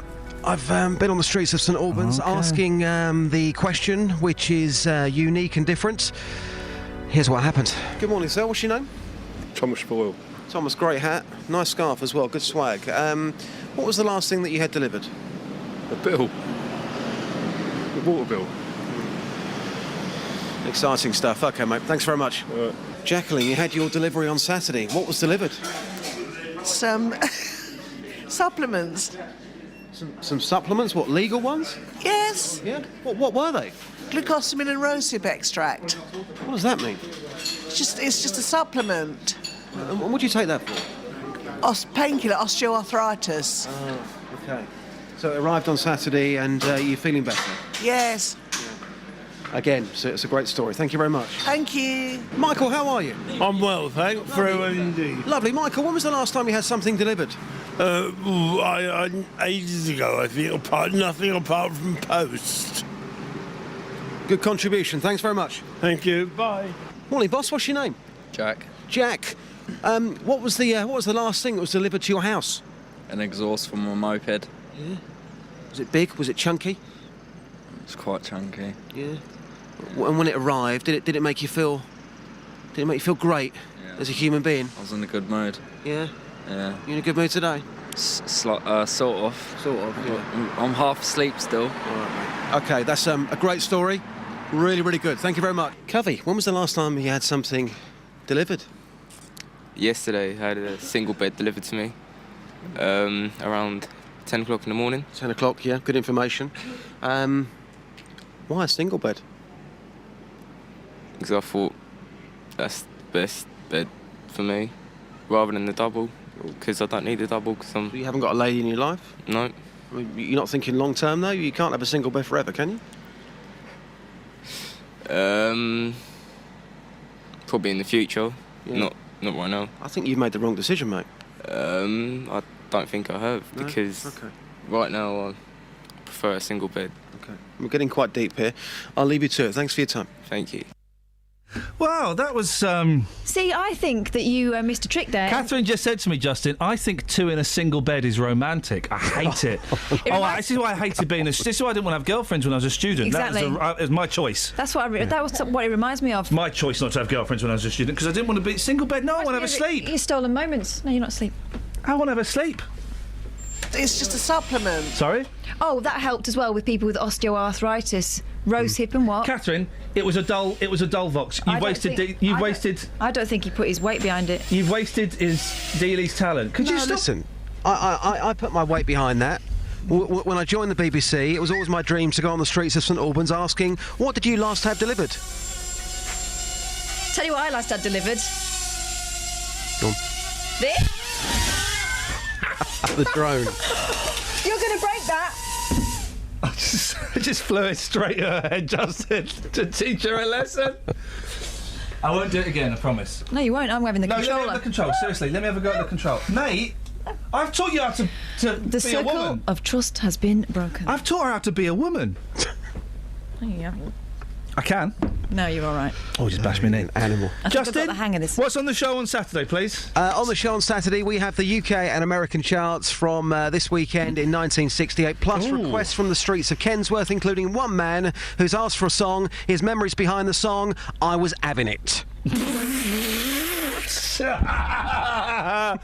He was having it. Yeah, it's an Oasis song. 1968. I'm a little bit hazy on 1968. I'm going to give you a clue. Yeah, go on. Okay, the number one from this weekend back in 1968 is a track that I used to love until I went to Frankie and Benny's in Hemel Hempstead recently. Oh. Well, that's not if much you've been of a to clue, that restaurant, mate. you'll get this. All right, Justin, we'll listen and be intrigued. Thank you. Thank you, boss. Thank you, ta-ta. What are you in here for? Have you got papers or something you want to do? I don't know what. I've got 3 minutes to kill. Oh, then you go through the papers. You see what you can find. I've lost my sheet with the answers. Oh, that jewellery heist, eh? Oh yeah, no, you don't be one of those people that comes down on the side of the thugs, the thieves. No, not at all. But the crooks. But you've got to say they put some effort in, didn't they? Well, tell us what happened. Apparently, I don't know really, but I heard the words abseiling and lift shaft brought in. Tom Cruise styling. It wasn't just a smash and grab. They were probably wearing catsuits. Can I just say to the very litigious Tom Cruise, I'm not in any way suggesting you're involved with that scam. Although you have got form. Well, no, Tom Cruise is very litigious, and I know we're not talking about the thing that he likes to sue for, but... Tom, I'm not in any way suggesting that you use your Mission Impossible skills to abseil down that lift shaft. I would not for a second suggest that Tom Cruise would go down a shaft for some crown jewels. That would never happen. But apart from Tom Cruise, a major league bandit shouldn't be too hard to spot with a sombrero. Yeah. Linked to a string of raids is among a handful of villains who could have masterminded the Hatton Garden heist, it was said last night. The so-called King of Diamonds. Again, shouldn't be too hard to find checking in under that name. Yeah. It's thought to be leading contender as cops hunted the brains behind Easter's £200 million robbery. And the picture they've posted is rubbish. Absolute rubbish. It looks like the man from Del Monte. Doesn't it? He said, yeah, I loaded.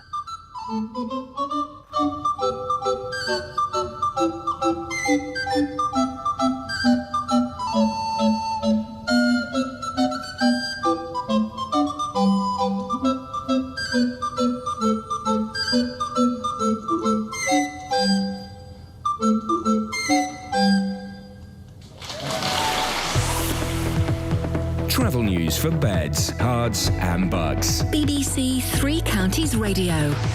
On the M25 anti-clockwise, there are queues between junction 25 for Enfield and 24 for Potters Bar because the lorry's broken down. It's also looking slow anti-clockwise through junction 16 for the M40. And on the A1M southbound, it's very slow between junction 9 for Letchworth and 7 for Stevenage. On the A1 southbound, it's slow approaching the Black Cat roundabout from the St Neots junction. And in Little Haddam on the A120 westbound, we're hearing that there are queues between Albury Road and the Puckeridge roundabout. And Iain just called to say that it's actually closed in both directions, so we'll find out more for you. On the trains, there is no reports of any major delays at the moment. Samantha Bruff, BBC Three Counties Radio. Sammy, thank you very much indeed. That's it. That's your lot for today. If you want to get the podcast, you can go to our iTunes. You're right. Oh, flipping it. Whenever you pick it up, always look to see if the propellers are on there. iTunes, type in Iain Lee BBC. Thank you, Kelly. Thank you, Justin. Catherine, we really do need to have a talk. Till tomorrow at 6 from us. Ta-ta. Local and vocal across beds, hearts and bucks. This is BBC Three Counties Radio. Thank you, Iain. Good morning. Welcome to the JVS show. I'm Jonathan Vernon-Smith. It's Thursday. It's 9 o'clock, and on today's Big Phone In, do you have sympathy for bosses who don't want to employ fat people? Nearly half of Britain's bosses are unlikely to hire overweight workers as they're seen as less productive.